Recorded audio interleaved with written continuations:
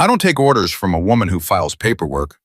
Lieutenant Kessler let the words drop like he was spitting on the floor of the supply office, and every soldier behind him grinned because grinning was easier than thinking. You see a rifle in her hands. No, you see a clipboard. So sit down, sweetheart, and let the men handle the mountain. Rachel Carter didn't blink. She just watched him walk out, laughing, all of them laughing. And she already knew which ones would be screaming by tomorrow night. If you're watching this, do me a favor. Subscribe to the channel. Stay with this story all the way to the end and comment the city you're watching from right now so I can see how far this story travels. Let's begin. Rachel Carter had learned a long time ago that silence was its own kind of weapon. Most people never figured that out. They thought silence meant weakness, meant surrender, meant a person had nothing left to say. But Rachel knew better. Silence was where you kept the truth until the exact moment it could do the most damage. So when Kessler laughed at her, when the whole platoon laughed at her, she said nothing. She just wrote the shipment numbers on her tablet, checked the crate seals, and let them think whatever they wanted to think. The morning had started ordinary enough. 6 trucks rolling into the staging yard, a fresh infantry platoon detached for joint field training, and Rachel there to do what she always did, which was make sure that when men went into the field, the equipment they carried that actually worked. She had been the logistics contractor at the Blackthorn training range for 11 months. 11 months of counting rounds, tracking radios, logging vehicle maintenance, and being invisible. That was fine with her. Invisible was safe. Invisible didn't ask questions about the past. Ma'am, you got the ammunition manifest. The kid asking couldn't have been more than 19. His name tape said Doyle. He had the kind of face that hadn't been tested yet, hopeful and eager, and completely unaware of how quickly the world could take that away. Right here, Rachel said, handing him the tablet. But before you sign it, look at line 7. Doyle glanced down. The batteries. That lot number's on a recall. They lose 40% charge in cold conditions, and you're going up into elevation where it drops below freezing after dark. Your radios die at the worst possible time. Doyle frowned confused because nobody had told him a civilian was supposed to know things like that. I should probably run that up to the lieutenant. You should, Rachel agreed. He did. She watched him cross the yard to where Kessler stood with his sergeants, watched the way Kessler's head tilted. When Doyle explained, watch the sneer form before the boy even finished talking. Kessler didn't come to her. He didn't need to. He just raised his voice loud enough that the whole yard could hear. Doyle, are you seriously telling me the paperwork lady thinks she knows more about our comms than the United States Army? The laughter again. Rachel kept her eyes on the crate in front of her. Doyle came back, ears red. He says the batteries are fine, ma'am. I heard what he said. She made a note on her tablet, a small one-time stamped. Sign the manifest, Doyle, but do me one favor. When you pack out tomorrow, throw 2 extra battery packs in your ruck. Keep them close to your body so your body heat keeps them warm. Don't tell anybody. Just do it. He looked at her for a long second. Why are you telling me this if the lieutenant says it's fine? Because I don't want to read your name in a report, Rachel said. That shut him up. He signed, and he did later throw 2 battery packs in his ruck. That decision would matter more than either of them could have known. By midday, the platoon had settled into the barracks buildings on the north end of the range, and the mood had turned into the kind of loose confidence that comes from young men who think they have already won something. Rachel heard them through the thin walls. She heard her name. She heard the word civilian used the way you'd use a slur. She heard Sergeant Vance, a broad-shouldered man with a voice like gravel, telling a story about how contractors were the people who couldn't hack the real thing. The ones who washed out and came crawling back to hang around the edges of a uniform they weren't allowed to wear anymore. He wasn't entirely wrong.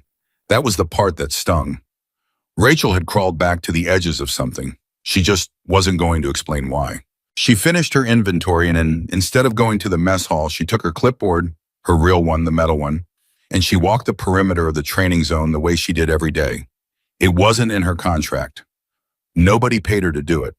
But she had spent enough years reading terrain to know that a range map drawn 6 years ago wasn't the same as the ground under your boots today. And the ground under her boots today was telling her a story she didn't like. She was crouched near the eastern approach, examining a fracture line in the rock where the last spring's runoff had eaten out the base of a slope when a voice behind her said, "Lost, ma'am." She stood without hurrying. It was Vance, the sergeant, with the gravel voice arms crossed, watching her, the way a man watches something he's already decided is beneath him. Just looking, Rachel said. Uh-huh. You know this is a restricted training area, right? Not a nature walk. I know exactly what it is. She pointed at the fracture line. This slope's undercut. You put a squad on top of it during a live exercise, add the vibration from movement in any explosive simulators, and you've got a collapse risk. Your platoon's operations plan routes second squad right across the top of it tomorrow at 0900. Vance's jaw worked. And how would you know our ops plan? Because I process the range reservation and the movement schedule. It's my job to know where you're going, so I know where to put the water and the ammunition. She said it flat, no heat in it. I'm telling you, the ground's not stable. Reroute the squad 200 meters east, and you avoid the whole problem. For a moment, just a moment, she saw something flicker in his eyes. Not agreement, but maybe the first faint recognition that she wasn't talking like a paperwork lady. Then it closed off because admitting it would mean admitting he had almost been schooled by a civilian, and men like Vance would rather die than admit that. I'll take it under advisement, he said in the tone that meant he wouldn't. Sergeant. She stopped him as he turned. I'm not trying to embarrass you. I don't care about that. I care about your people coming home, that's all. He looked back at her, and this time the flicker lasted a second longer, but he still walked away. Rachel stood there a while after he was gone. She thought about how many times she had watched a man choose his pride over his people, and how it never once ended the way he thought it would. That evening, she did something she almost never did. She went to the range office where the duty officer sat a captain named Reyes, who at least had the decency to look tired instead of arrogant, and she asked to see the latest intelligence advisory for the region. Reyes raised an eyebrow. That's classified, Carter. You know that. I'm not asking to read the classified part. I'm asking whether there's been any updated advisory about unauthorized activity in the canyon sector. Movement. Anything. Reyes leaned back. Why would you ask that? Because 3 weeks ago, a rancher 40 miles south reported a stolen fuel truck, and nobody ever recovered it. Because 2 weeks ago, a hunting party found spent brass in a draw that isn't part of any training footprint, wrong caliber for anything we run. Because last week, the range cameras on the west perimeter went dark for 6 hours and maintenance chalked it up to a power fault. But I checked the log and there was no power fault anywhere else in the grid. She let that sit. I file the maintenance reports, Captain. I read all of them. Somebody's been watching this range, and I don't think it's kids. Reyes was quiet for a long time. When he spoke, his voice had lost its lightness. Have you told anyone else this? I tried to tell Lieutenant Kessler this morning. He told me to sit down, sweetheart. Something crossed Reyes's face, something like embarrassment, on behalf of the whole institution. I'll look into it, he said, and she could tell he meant it. But she could also tell that a captain looking into it and a captain acting on it were two different animals, and the machine moved slow. And tomorrow the platoon was going into the canyon at first light no matter what anybody wrote in a report tonight. Thank you, Rachel said, and she meant it too because it was more than anyone else had given her. She didn't sleep much. She lay on the cot in her small quarters, and she listened to the wind, and she ran the numbers in her head the way she always did, the way she couldn't stop doing even after all these years. Approach vectors, fields of fire, where she would set up if she wanted to trap a platoon in that canyon.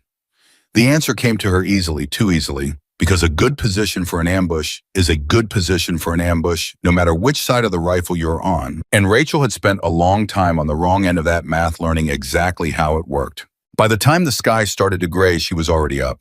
She was in the supply office before the platoon had finished formation, and she watched them through the window as they loaded out. She watched Kessler stride up and down the line like he was the star of a movie only he could see. She watched Vance run the equipment check, and she noticed with a small private satisfaction that Vance had quietly rerouted 2nd Squad 200 meters east.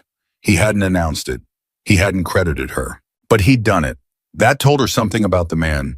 There was something underneath the pride that could still be reached if it survived long enough to be worth reaching. And she watched young Doyle ruck heavy on his shoulders, and she saw the 2 extra battery packs bulging in the side pocket where he'd wedged them close against his kidneys, and she felt the smallest loosening in her chest. They rolled out at 0640. The trucks disappeared up the access road toward the canyon sector, engines fading, And then the range was quiet again in that particular way it got when all the young men had gone off to play at war. Rachel went back to her inventory. She counted crates.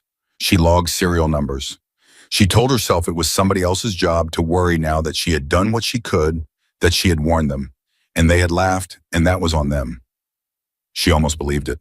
At 0900, she was standing at the coffee urn in the range office when Captain Reyes came out of the operations room too fast and she knew the way. You know a thing in your stomach before your brain is caught up that something had gone wrong. Carter, he said, that advisor you asked about. I made some calls last night.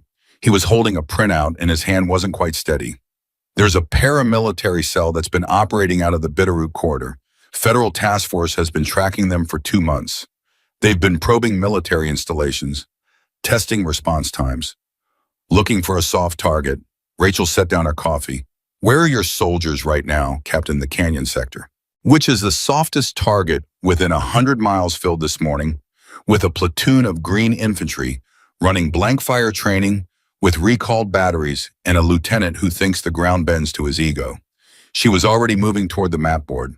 When did you last have comms with them? Reyes checked his watch. Scheduled check-in was 0845. They missed it. How long do you wait before that's a problem? 15 minutes. Standard for terrain that bad. His voice tightened. That was 7 minutes ago. Rachel stared at the map at the canyon drawn in faded contour lines, and everything she had run through her head in the dark last night lit up like a diagram she'd already memorized. The narrow valley floor, the 2 ridges rising on either side, the single choke point at the north end that was the only clean extraction route, the one place a smart enemy would seal first. They've lost comms because someone's jamming them, or the batteries died in the cold, and either way the result's the same, she said. If it's the militia, they waited for the platoon to get all the way into the valley before they closed the door. Textbook. You don't spring the trap at the mouth, you spring it when everyone's committed. She turned to Reyes. How fast can you get a QRF up there? Quick reaction force. Anybody. Air. Nearest aviation asset is at Malmstrom. That's a 90-minute spin-up minimum plus flight time. Reyes was pale now. Ground Quick Reaction Force is a support company 40 minutes out on the road, and the road's the choke point. So best case, the fastest help those kids get is more than an hour away.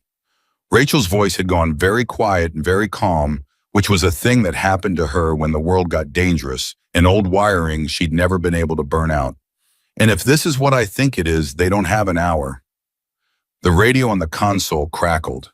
A voice broke through, ragged, half swallowed by static. Any station, this is Blackthorn 2-6. We are taking effective fire. I say again, effective fire. We have wounded. We are pinned in the valley and we cannot locate the shooters, requesting immediate. The transmission dissolved into a wash of noise. Underneath it, for half a second, Rachel heard the unmistakable flat crack of rifle fire. The real kind. The kind that had nothing to do with blanks. Reyes lunged for the handset. Blackthorn 2-6. This is range control. Say your status over. Nothing but static. Blackthorn 2-6, do you copy over? Static. He tried 3 more times. Each time the silence got heavier. Rachel watched him, and she felt the old thing rising in her, the thing she'd spent 3 years trying to bury under crates and clipboards and invisibility. It wasn't fear. She wished it were fear, because fear you could reason with. It was worse. It was the cold certainty of exactly what she needed to do and exactly how much it was going to cost her to do it. Captain, she said, I need you to listen to me now because we don't have time for you to not believe me. Reyes turned, still gripping the dead handset. 3 years ago, I wasn't a logistics contractor, Rachel said. I was a scout sniper. I did 4 combat deployments.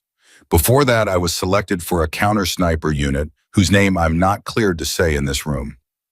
I know how to read that canyon because reading canyons like that was my entire life.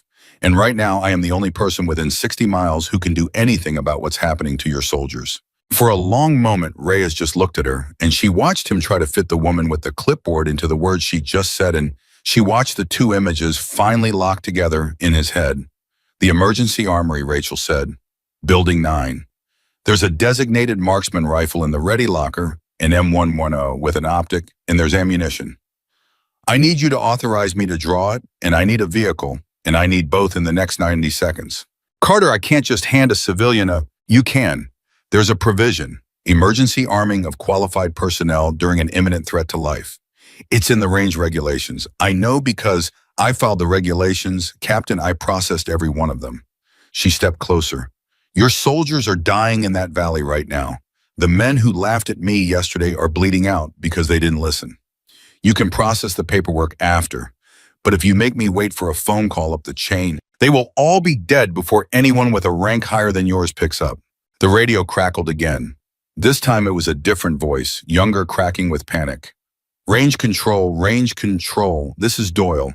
Private Doyle, I switched to my backup battery. Our lieutenant is hit. Sergeant Vance is trying to hold us together, but they got us from both ridges. We can't move, please. Is anybody coming? Is anybody? Rachel didn't wait for Reyes to answer. She keyed nothing. She said nothing. She just looked at the captain, and everything she needed to say was in her face. Reyes made his decision. Building 9's already unlocked for the exercise. Take the gray pickup keys are in it. He was already reaching for the phone to start burning up the chain of command behind her. Carter, what am I supposed to tell them you are? Rachel was halfway to the door. She paused just for a second. Tell them I'm just a civilian, she said. And then she was gone. The armory smelled like oil and old metal, the way they always did. Rachel moved through it without thinking, her hands remembering things her mind had tried to make her forget.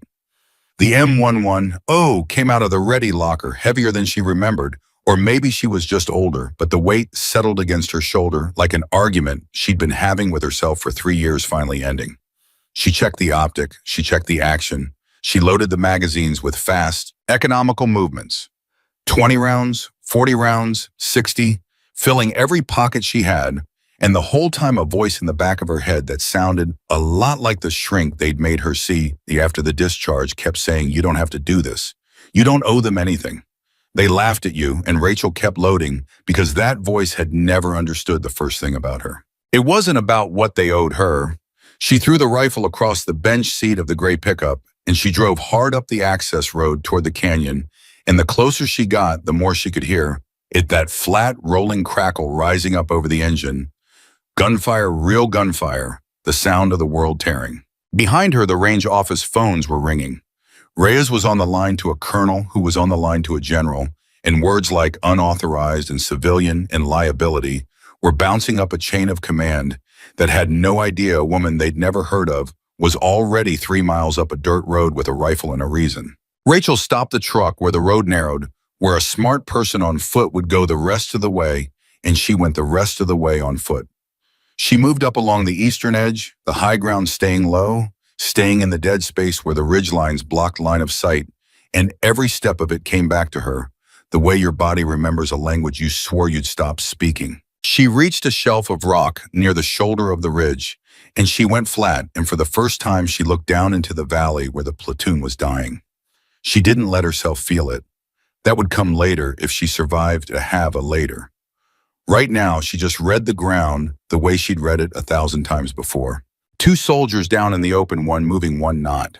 A cluster of men jammed against the base of the west wall, using a shallow fold in the rock for cover, and she recognized Vance among them by the way he was moving, dragging a wounded man by his drag handle with one arm, while he fired uphill with the other, refusing to break, refusing to fold, and something in Rachel's chest twisted at the raw, stubborn courage of it.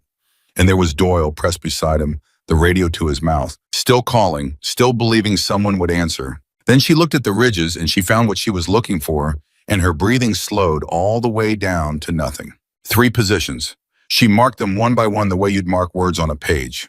One on the west ridge, high in a notch of rock muzzle, flash, winking every few seconds, disciplined, patient, an experienced shooter working the pinned soldiers over methodically. A second lower on the same ridge, more aggressive, hammering rounds down into the fold where Vance's people were huddled, trying to break their cover. And a third, the one that mattered most, positioned on the east ridge with a clean angle on the north choke point, the extraction route, the door. That was the shooter sealing them in.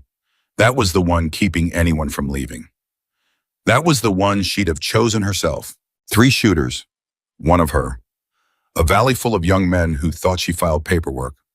Rachel Carter settled the rifle into her shoulder, pressed her cheek to the stock and let the whole rest of the world fall away until there was nothing left but the reticle and her own slow heartbeat and the shooter on the East Ridge, who had no idea, none at all, that he had exactly one breath left to live.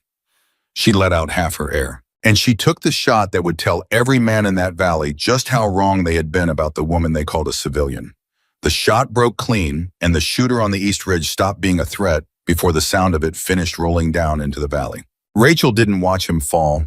She was already moving in her eye, already shifting her weight, already hunting for the next one, because a single kill meant nothing if you gave the other two time to figure out where it came from.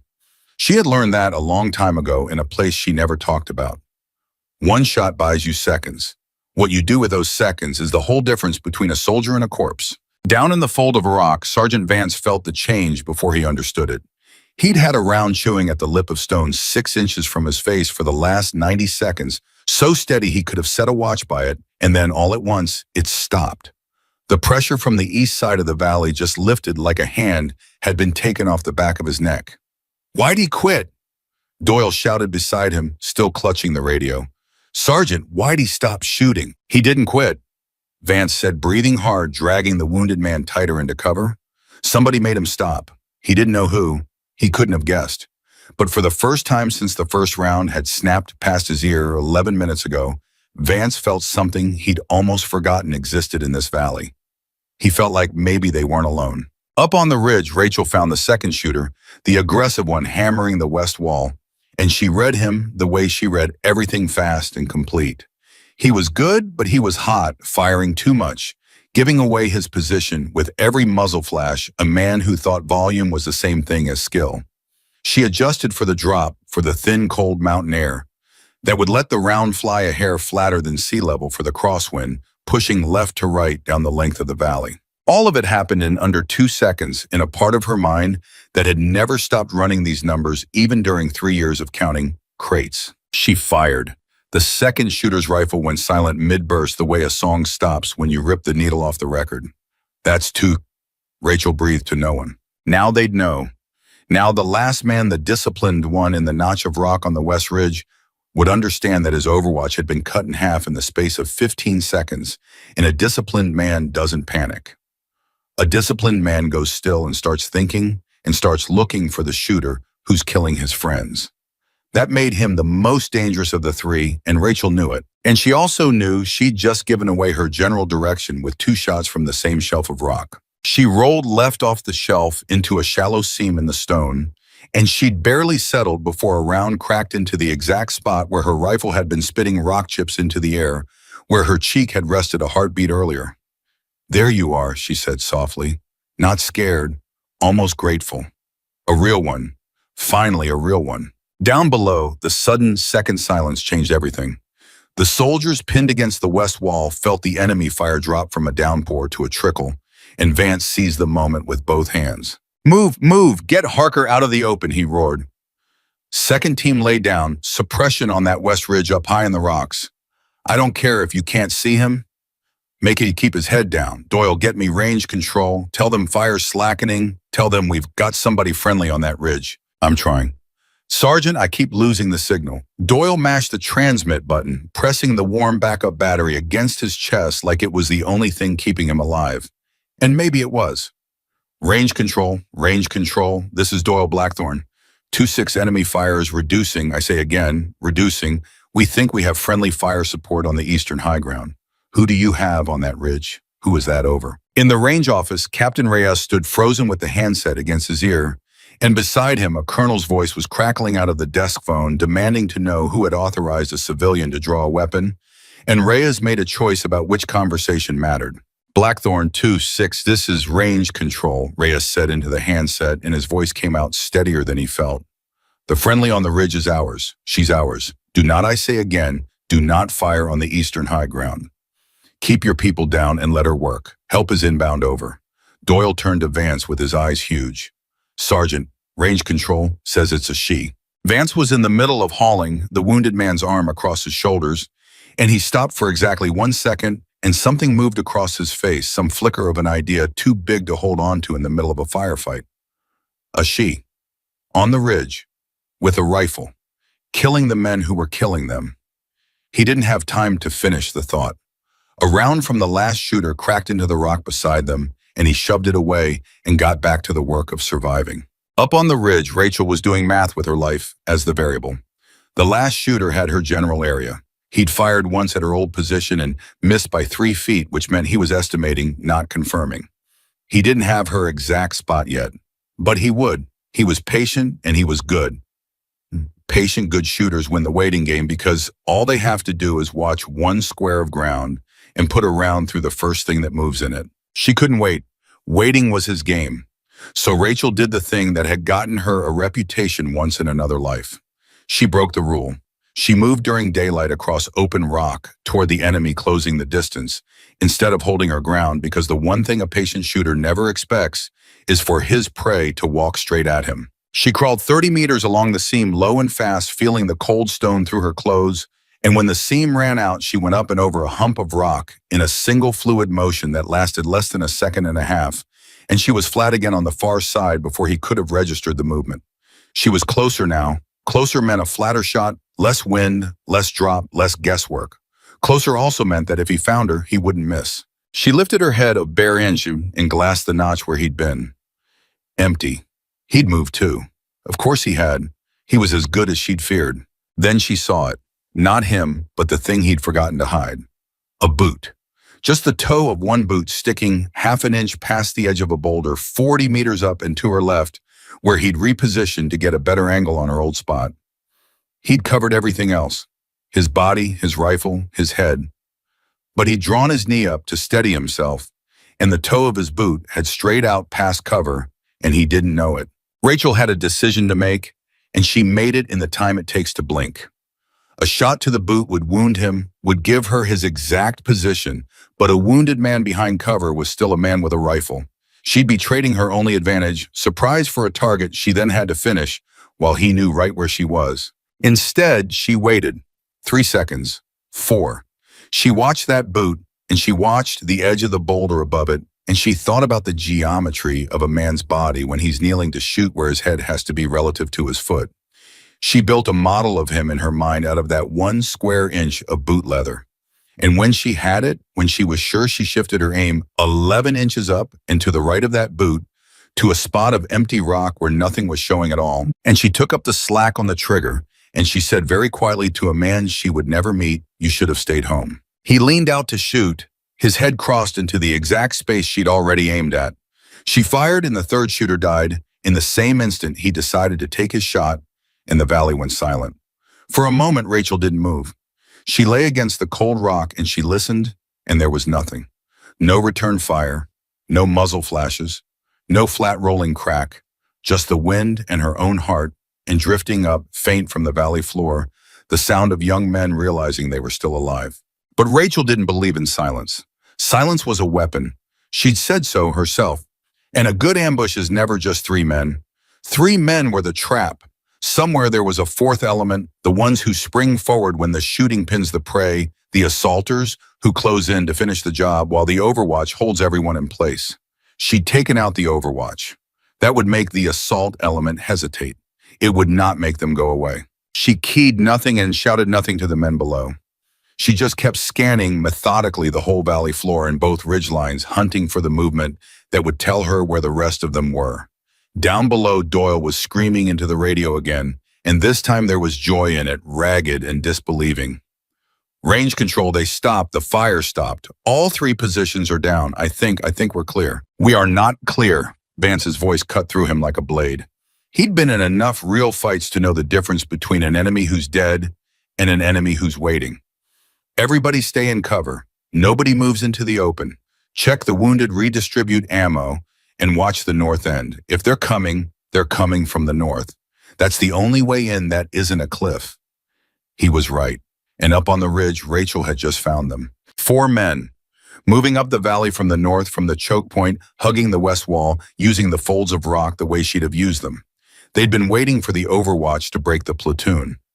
When the overwatch went silent, they'd assumed it was because the job was done, that their shooters had killed enough soldiers to make the assault a mop-up.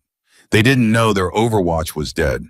They were walking into the valley thinking they'd already won. Rachel counted them again. 4. She had maybe 40 rounds left across her magazines. The angle was bad. They were tight against the west wall, and she was on the east ridge, so she'd be shooting across the whole width of the valley at moving men who would go to ground the instant she fired. And the second she engaged, she'd give away her position to a fresh element who, unlike the Overwatch, could maneuver on her. She had one good volley before it became a fight she might not win. She keyed her mind through it fast. If she could drop 2 on the first 2 shots before they understood what was happening, the last 2 would either break and run or press the attack. If they ran, the platoon lived. If they pressed, she'd be alone on a ridge against 2 trained men who now knew exactly where she was. She thought about this drag handle in Vance's fist. She thought about Doyle's warm battery. She thought about the boot leather and the 11 inches. She thought for 1/2 of 1 second about a canyon in another country and a command that had told her to stand down while people died, and how she had not stood down then either, and what it had cost her. Then she stopped thinking and she went to work. She took the trail man first because dropping the trail man doesn't alert the front of the file for a critical half second. He folded. She was already on the 3rd man before the trail man hit the ground, and she took him too clean, and now the front 2 understood, and they went flat against the base of the west wall exactly where she'd known they would. 2 down, 2 to go, and now they knew. Contact East Ridge, one of them screamed in accented English, and both of them opened up, spraying rounds up at her position. Disciplined bursts and rock chips exploded around Rachel's head and shoulders, and she pressed herself into the stone and felt 1 round pass so close it plucked at the fabric on her upper arm. She rolled. She came up 8 feet to the right and put 2 rounds into the base of the west wall, where she'd last seen them, not aiming to hit, but aiming to keep their heads down to buy the platoon time. Vance, she roared, and it was the first word she'd shouted since she reached the ridge, and it echoed off both walls. 2 hostiles at the base of the west wall, 90 meters north of your position. They're on your side now. They're coming up the wall toward you. I can't get a clean angle. They're too tight against the rock. Down below, Vance's head snapped toward the sound of the woman's voice and then toward the north. And he did the thing that separated him from Kessler, the thing that had probably kept his people alive for the last 12 minutes. He didn't argue. He didn't demand to know who she was. He acted. Ramirez Kowalski, the rest of you keep watching those ridges in case there's more. He was already moving low and fast along the base of his own wall, 3 soldiers behind him, closing on the 2 hostiles, pinned against the opposite wall from an angle Rachel couldn't reach. Doyle, stay with the wounded. Do not move, Harker, Sergeant. Don't stay with the wounded. That's an order. And Vance took his 3 men north along the valley floor to do the thing that couldn't be done from a ridge. And up above him, Rachel understood exactly what he was doing, and she understood exactly how to help. Vance, when you're set, I'll flush them, she called down. I'll put rounds on the north side of their cover drive. Them south, drive them right into you. On your call. Understood, Vance shouted back, and there was something in his voice now that hadn't been there when he'd told her she was on a nature walk. Trust. Raw and immediate, and born of the fact that this stranger on the ridge was the only reason he was still breathing. Give me 20 seconds. Rachel counted them in her head. 19, 18. She kept her reticle floating just north of the boulder the 2 hostiles were sheltering behind. 17. Down below, she could see Vance and his 3 soldiers flowing into position silent, using the cover, and she felt a flush of something like respect for men she'd watched laugh at her yesterday. 12. 11. One of the hostiles risked a look around the north edge of the boulder trying to spot her, and she almost took him. And she didn't, because if she took him now, the other one might bolt north and the whole plan died. 8, 7. Set Vance's voice. Flushing now, Rachel said, and she poured 4 rounds into the north side of the boulder, walking them right along the edge of the hostiles' cover, close enough to feel like the hand of God slapping the rock beside their faces, and both men did exactly what men do when death is chewing at them from one direction. They ran the other way.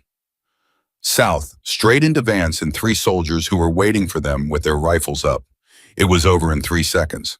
And then for real, this time the valley was silent. Rachel stayed on her rifle for a full 30 seconds after the last shot, scanning hunting, refusing to believe it until her eyes had confirmed it a dozen times over. 2 Overwatch on the west ridge dead, 1 on the east dead, 4 assaulters on the valley floor dead or down. 7. She'd counted 7. Her instinct said that was the whole element, a reinforced ambush team, the kind of force you'd send to hit a soft target and be gone before help arrived. But instinct wasn't proof, so she kept scanning even as her hands started to shake. The adrenaline finally finding the cracks in her the way it always did after never during. Down below, the platoon began slowly to understand that they had survived. Clear Vance was calling. Sound off, give me a count who's hit. The answers came ragged and shaking. Harker gut wound alive, Doyle keeping pressure on it. Lieutenant Kessler hit high in the shoulder, alive, pale and shock, useless. Two more with fragmentation wounds walking. Everyone else by some miracle whole. 11 minutes of hell and they'd lost no one, and every man in that valley knew without anyone saying it that the reason they'd lost no one was up on the East Ridge with a rifle. Vance stood in the middle of the valley floor, chest heaving, and he turned toward the eastern high ground, and he cupped his hands around his mouth. Whoever you are up there, he shouted, identify yourself. Range control says you're friendly, so show yourself. Let me see you. For a moment, nothing happened. Then Rachel Carter stood up on the ridge, the M110 slung across her body, and she started down toward them, picking her way through the rock with the unhurried competence of someone who had done this 100 times in 100 worse places. And as she came down into the light where they could see her, one by one, the soldiers of Blackthorn 2-6 went still. Doyle recognized her first. His mouth fell open. That's Sergeant. That's the paperwork lady. That's the logistics contractor.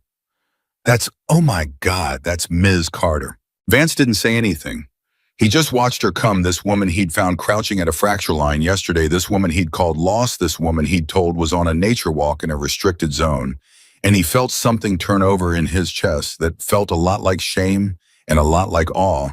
And he didn't have a name for the mix of the two. Rachel reached the valley floor. She walked past the first hostile body without looking at it. She walked up to Vance and she looked at the wounded man Doyle was working on, and she dropped to a knee beside them. Gut wound, she asked, and her voice was completely level, completely calm, the voice of someone for whom this was not the exception, but a language she'd spoken for years. Yes, ma'am, Doyle said, his hands slick and red. I've got pressure on it, but he's losing a lot. You're doing it right. Keep the pressure. Don't lift to look. Looking doesn't help him. Pressure helps him. She glanced at the wound with a practiced eye. It's not arterial. He's got time if we get him out. What's your extraction status?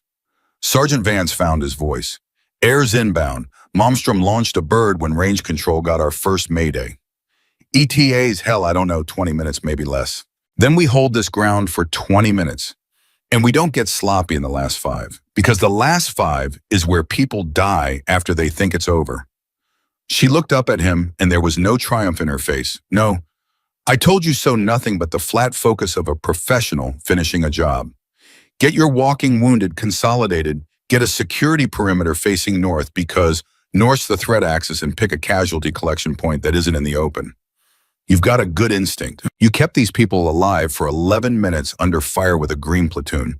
So use it for 20 more minutes and then you can fall apart like the rest of us, but not yet. Vance stared at her, then slowly something in him settled into place and he nodded once and turned and started giving the orders she'd laid out, and his men jumped to them, and the loose panicked cluster of survivors began under his voice to become a unit again. And that was the moment Lieutenant Kessler decided to speak. He was propped against the west wall, one hand pressed to his bloody shoulder, and the shock was wearing off just enough to let his personality come crawling back. And his personality, even now, even here, could not stand the sight of a woman giving orders his sergeant was following. Who authorized this? Kessler said, and his voice was thin, but it carried. Who authorized a civilian to bring a weapon into an active? This is a court-martial. This is Vance. Why are you taking orders from her? She doesn't have any lieutenant. Vance didn't even turn around. With respect, sir, shut up. The valley went very quiet. Kessler's mouth worked. What did you say to me, Sergeant? Vance turned around then, and when he spoke, his voice wasn't loud, and that made it worse. I said, shut up, sir. That woman just killed 7 armed men who were about to overrun this position and kill every single one of us, including you. She did it alone. She did it with a rifle you laughed at her for knowing how to use. So you can lie there and think about your court-martial. Or you can lie there and be grateful you're alive to have this stupid conversation. But either way, you're going to do it quietly because I've got wounded to move, and I don't have time for your pride. Kessler didn't say another word. Not one. He lay against the wall and he watched a woman he'd called sweetheart yesterday morning direct the survival of his platoon. And the truth of what had happened started to settle over him like a weight he would carry for the rest of his life. Rachel didn't look at Kessler at all. She'd already moved on to Harker, checking the boy's color, checking his breathing, talking to him low and steady, the way you talk to a frightened animal, keeping him tethered to the world. "Stay with me, Harker. That's your name, right, Harker?" The boy nodded weakly. "You're going to be fine. You hear that A bird's coming to get you, and you're going to be on a table with a surgeon inside the hour, and you're going to have a hell of a scar to show people." "What's your first name, Tom?" the boy whispered. "Tom." "Okay, Tom, you've got a girl back home." "Yeah." His eyes were losing focus. "Emily." "Emily. Good. You're going to tell Emily about this. Tom, you understand me. You're going to sit on a porch someday, and you're going to tell Emily the story about the day you got shot in a canyon in Montana, and some lady you barely knew held your platoon together long enough to get you home. But that only happens if you stay awake and keep breathing for the next 20 minutes. Can you do that for Emily?" "Tom," Harker breathed. "Yeah, I can do that." "I know you can." She glanced at Doyle. "Keep him talking. Ask him about Emily. Don't let him drift." And Doyle, 19 years old, hands soaked in another man's blood, looked at Rachel Carter like she'd come down off the ridge and out of the sky both at once. And he nodded, and he started asking Tom Harker about a girl named Emily, and Tom Harker kept breathing. Rachel stood up. Her hands had stopped shaking. The work had steadied her the way it always did, the way it had been the only thing that ever really steadied her. She walked the perimeter Vance had set, checking it, adjusting one man's field of fire, moving another 6 feet to cover a gap. And the soldiers she passed watched her go by with expressions she'd never in 3 years seen aimed at her. Yesterday she'd been furniture. Today she was something they didn't have a word for. Sergeant Vance fell into step beside her. "Ma'am," he said, "I owe you an apology." "No, you don't." She didn't slow down. "You rerouted 2nd Squad 200 meters east this morning. You didn't have to. You didn't credit me for it, and you didn't tell anybody I'd been right about the slope.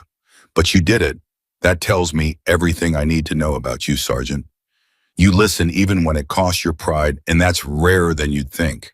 You don't owe me an apology.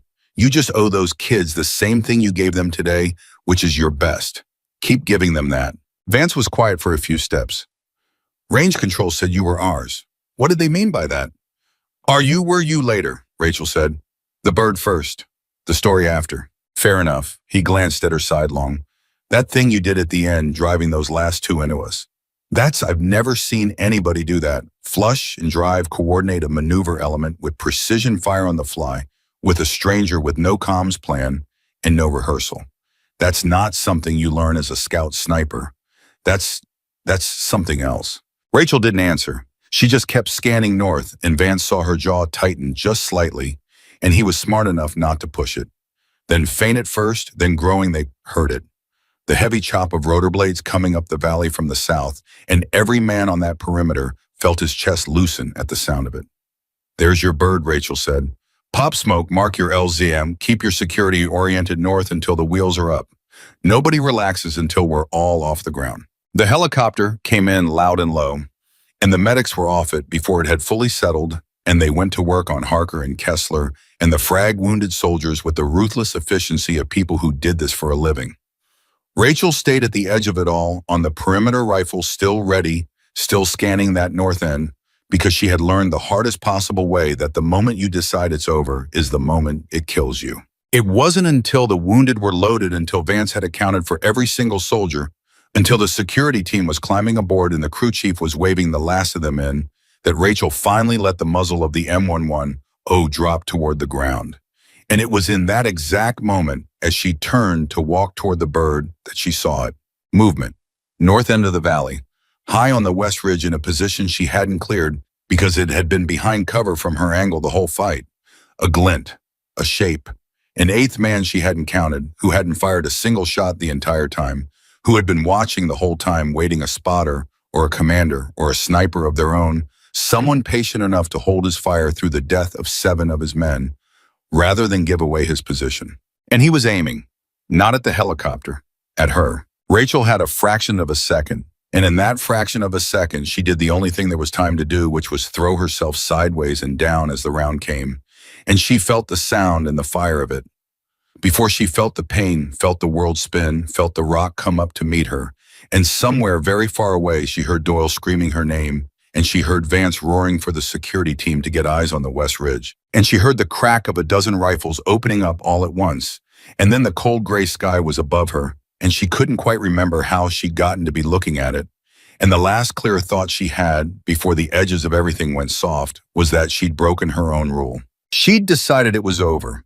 The round had caught her high on the left side, and Rachel Carter knew the difference between a hit that kills you and a hit that just tries to, and this one was trying. She was on her back, and the sky was wrong, and there was a roaring in her ears that she slowly understood was the helicopter, and the gunfire braided together, and her left arm wouldn't do what she told it, and that was information that was useful. So she filed it away the way she filed everything, and she started giving her body orders one at a time. Roll.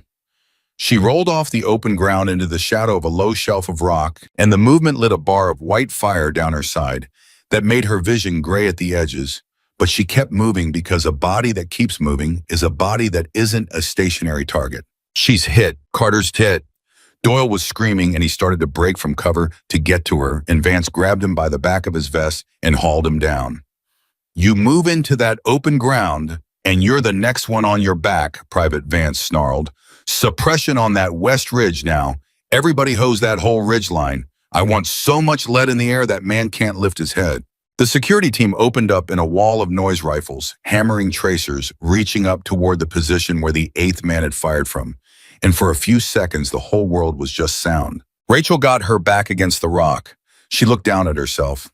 The round had gone through the meat of her upper arm and shoulder high and outside, and it had torn a channel across her side that was bleeding but not spurting, which meant it hadn't found the artery, which meant she had time, which meant she wasn't going to die in the next 4 minutes, which was all she'd ever really asked of any wound. She got her right hand pressed against the worst of it, and she made herself breathe slow, all the way down the way she'd taught Harker to breathe 10 minutes ago, and the gray pulled back from the edges of her vision. Then she did the thing that no one watching could quite believe. She picked the rifle back up. The M110 had landed a foot away when she went down, and she dragged it to her with her good arm, and she got it up onto the rock shelf, and she pressed her cheek to the stock, and even with her left arm half dead and her side screaming, she got the reticle up onto that West Ridge because the security team's suppression was loud and impressive and completely ineffective, spraying rounds all over a ridgeline the size of a football field, and a spray never killed a patient man. A patient man waited out a spray. A patient man was at that very second repositioning to take a second shot, and this time he'd have a stationary target lying wounded behind a rock, and Rachel knew it because it was exactly what she would do. She had to find him before he found her. Again. Only now she had one working arm and a body that was starting to go into shock, and the clock was running down on both of them. "Vance," she shouted, and her voice came out weaker than she wanted, so she put more into it. "Vance, tell them to cease fire." Vance's head whipped around. "Say again, cease fire. They're wasting ammo, and they're covering the sound. I need to hear, cease fire all of them right now, trust me." And Vance, God bless him, made the call that no textbook would have told him to make. He trusted a woman lying in a spreading pool of her own blood over every instinct that told him to keep shooting. Cease fire, all elements hold," he roared. "Nobody shoots, hold your fire." The guns stopped, and into the sudden silence, Rachel listened. She'd learned this in a school that officially didn't exist in a program whose name she still couldn't say out loud. When you can't see a shooter, you don't look for him. You wait for him to tell you where he is. Everything a man does makes a sound or a movement, and a spray of panicked, friendly fire drowns all of it. But silence lets you hear the small things. The scrape of a boot resetting on rock. The click of a bipod being repositioned. The tiny betraying details that patient men produce right before they shoot, because even patient men have to move to kill you. 3 seconds. 4. And there it was. Not a sound. A movement. Up on the West Ridge, 2/3 of the way to the north end, a shadow shifted in a cleft of rock that she'd been staring straight at without seeing, and the shadow resolved into the shape of a man settling in behind a rifle, and Rachel had him. He was 280 meters out uphill, and she was shooting one-armed with a body going into shock, and she had one chance because the second she fired and missed, he would kill her. She thought about none of that. She emptied her mind the way you empty a glass of water all at once and completely until there was nothing left in it but the reticle and the shape of the man and the small, still voice that had never once left her, even in 3 years of pretending to be someone else. She let out half her air. Her arm was shaking. She couldn't stop the shaking. So she stopped fighting it and she timed it instead, waited for the bottom of the tremor, the still point at the base of every shake, and in that fractional pause of stillness, she pressed the trigger. The rifle bucked against her wounded shoulder, and the pain nearly took her under. But through the gray, she saw the shotty on the ridge snap backward and go still, and this time it stayed still, and she knew the way. She always knew that it was done. "Target down," she whispered, and then the rifle slid out of her grip, and her cheek came to rest against the cold rock, and the gray came flooding back in, and this time she let it. Carter Doyle was there now. Vance had let him go, and the boy skidded to his knees beside her and got his hands on her wound the way she'd taught him to do for Harker. "No, no, no. Stay with me, Miss Carter. Stay awake. You gotta stay awake, Pressure," Rachel mumbled. "You're doing it right. Don't lift to look. Looking doesn't help. I know you told me. You told me. Just stay awake, okay?" Doyle's voice cracked. "The bird's right here. We're gonna get you on the bird. You're gonna be fine. You said everybody's fine if we get them out, Emily," Rachel said, and her mouth almost smiled. "Tell Harker. Tell him about Emily." "You can tell him yourself," Doyle said fiercely, pressing down harder. Sergeant, we need the medic now." The medics came off of the bird a second time, and they went to work on her with the same ruthless speed they'd used on the others. And one of them said something about the round being through and through, and one of them got a pressure dressing on her side, and one of them got a needle in her good arm. And through all of it, Rachel Carter drifted at the surface of consciousness, refusing to go all the way under. Because going all the way under felt too much like the last time. And she had promised herself 3 years ago that there would not be a last time. Vance crouched over her while the medics worked. "Ma'am, that last shot. 280 meters, one arm, wounded, no rest into a target you found by sound." He shook his head slowly. "I've been in this army 16 years. I have never seen anything like what you did today. Not in training, not downrange, not anywhere." "Who are you?" Rachel looked up at him. The morphine, or whatever they'd pushed into her, was starting to soften the edges of the pain, and it was softening the edges of her guard too, and for the first time in 3 years, she felt the old locked door in her chest come open just a crack. "I told you," she said. "Later. The story after." "You keep saying that," Vance's jaw worked. "You almost died before you could tell it. Maybe tell it now." But the medics were lifting her, and the movement blew all the softness away and replaced it with white fire. And Rachel Carter clamped back down on the door in her chest and rode the pain up onto the helicopter.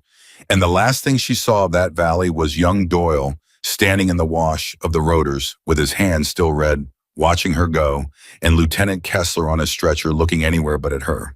The flight to the hospital at Malmstrom took 40 minutes, and Rachel spent most of it staring at the ceiling of the aircraft and not letting herself pass out because she didn't trust what she'd say if she did. Beside her, Harker was stable breathing, and once when the bird hit a pocket of turbulence, the boy's hand found hers across the gap between their litters and gripped it, and neither of them said anything, and neither of them let go until they landed. They took Harker into surgery first because the gut wound was worse. They took Rachel second. The surgeon who worked on her was a young major who kept up a running commentary the way some surgeons do, and at one point he stopped and said, "Ma'am, you've got scarring in this shoulder, old scarring. This isn't your first through and through, and this here, this pattern, this is fragmentation, years old." "Where'd you get shot up like this?" Overseas Rachel said. "You military, not anymore." The major looked at her for a moment, and then he looked at the old scars, and then he looked at the way she'd walked in, one-armed after killing 8 men, and he decided he had all the answer he was going to get, and he went back to work. She was in recovery, drifting in and out when the first suit showed up. She knew he was a suit before she opened her eyes because civilians who show up at military hospitals to ask questions after a firefight are always suits, and suits always smell like a rental car and cheap coffee. She opened her eyes, and there he was, sitting in the chair beside her bed, a lean man in his 50s with a federal badge clipped to his belt in a face that had spent a career not showing anything it didn't want to show. "Ms. Carter," he said, "my name's Agent Bauer, Federal Task Force. I've been chasing the men you killed today for 2 months." He let that sit. "I'd like to talk to you about how a logistics contractor took apart a trained paramilitary assault element single-handed." "I'd like to sleep," Rachel said. "I'm sure you would."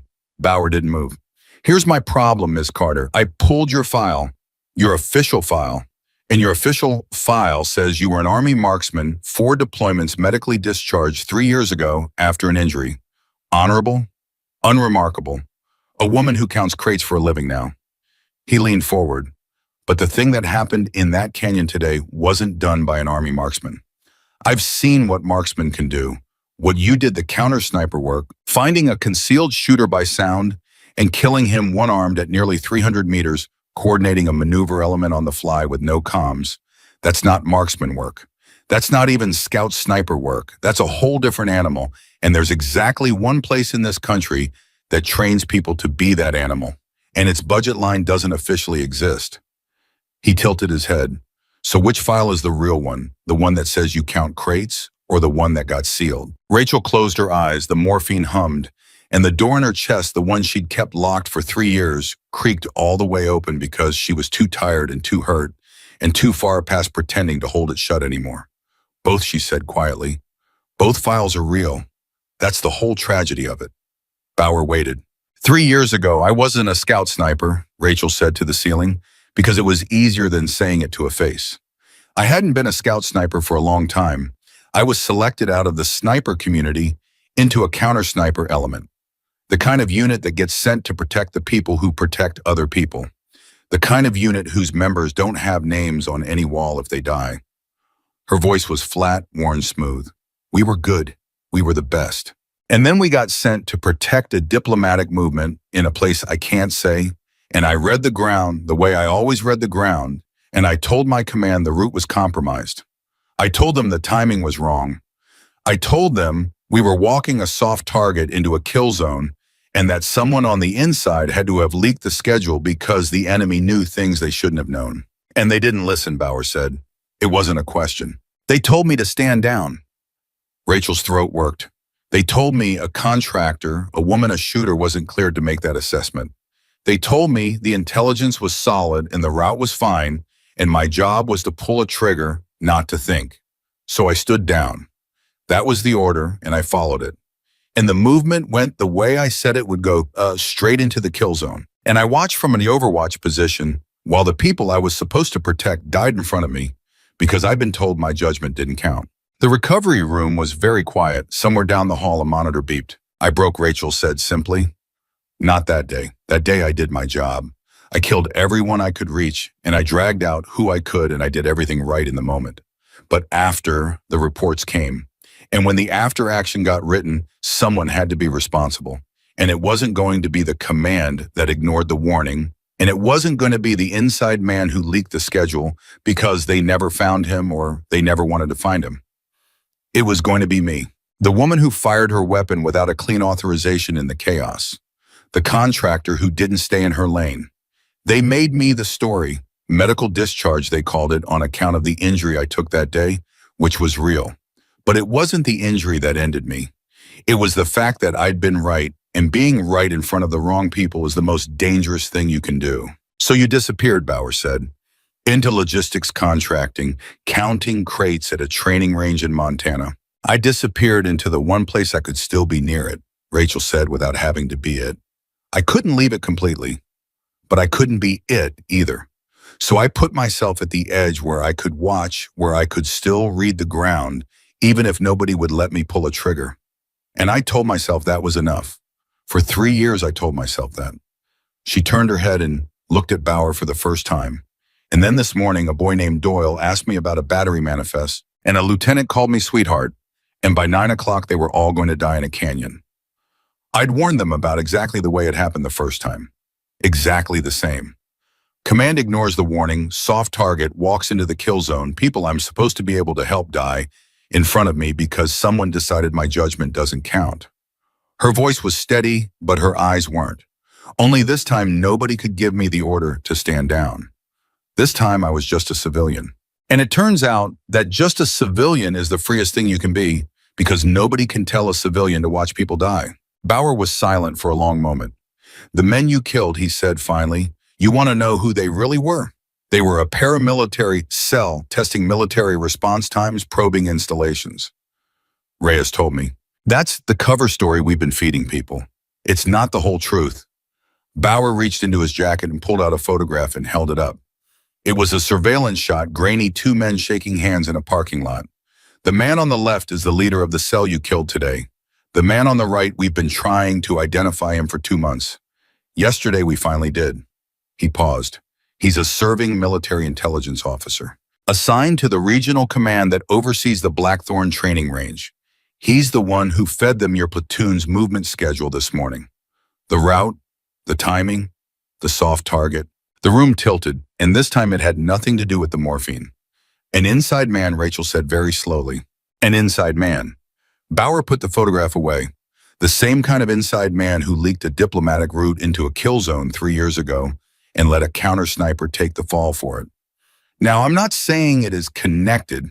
I don't have that yet, but I've been doing this a long time, Miss Carter, and I don't much believe in coincidences. Somebody's been selling movement schedules to hostile elements for years, and every time the operation goes bad, it's a shooter who takes the blame. Never the man in the intelligence shop who sold the schedule. He stood up. You took the fall once for a leak you tried to warn people about. Today you stopped a leak from getting a whole platoon killed. And the man behind it is still sitting in an office at Regional Command, and right now he thinks his cell just failed, and he's got no idea that the woman who wrecked his operation is the same woman he helped destroy 3 years ago. Rachel stared at him. I don't understand, she said. Why are you telling me this? Why are you telling a civilian any of this? Bauer walked to the door. He paused with his hand on the frame, and he looked back at her, and for the first time, the career flat face showed something underneath. Because I read your sealed file, Ms. Carter, all of it, including the part where you named the exact vulnerability 3 years ago that got exploited, the exact kind of inside leak. And nobody listened, and they buried you for it. His voice hardened. I've got a serving officer selling out American soldiers, and I can't prove it yet, and the one person alive who's already inside his head, who already knows exactly how he thinks because you called his play 3 years before I ever caught the scent, is lying in this bed. So I'm not telling a civilian. I'm telling the only person who ever saw this coming. He held her gaze. The question is whether you're done watching from the edge. And then he was gone, and Rachel Carter lay in the recovery room with the monitors beeping and the morphine humming and 3 years of carefully constructed silence lying in pieces around her. And for the first time since a canyon in a country she couldn't name, she felt the thing she'd buried the deepest start to move again in her chest. Not grief, not shame, not even anger, though there was plenty of that. Purpose. The door down the hall opened, and she heard boots, and then Sergeant Vance was standing in the doorway of her recovery room, out of his gear now in a clean uniform, his face drawn and tired, but his eyes clear. Behind him, hanging back, hovering, like he wasn't sure he was allowed in, was young Doyle, scrubbed clean, his hands no longer red. They told me you'd pull through, Vance said. I wanted to see it for myself, Harkin Rachel asked. Out of surgery. Stable. Surgeon says he'll keep the leg and everything else. Vance's mouth twitched. He's already asking when he can call somebody named Emily. Something in Rachel's chest eased a small, warm loosening. Good. Vance came into the room. Doyle followed, still hovering.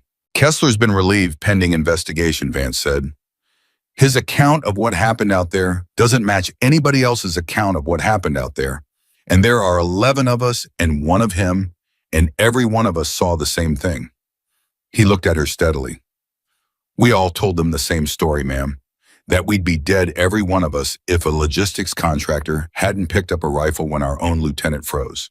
They can write it however they want up the chain. But that's what happened, and that's what we said, and we're not going to unsay it. Doyle stepped forward, then past Vance, and the boy's throat worked, and when he spoke, his voice was thick. I threw the extra batteries in my ruck, he said. Like you told me.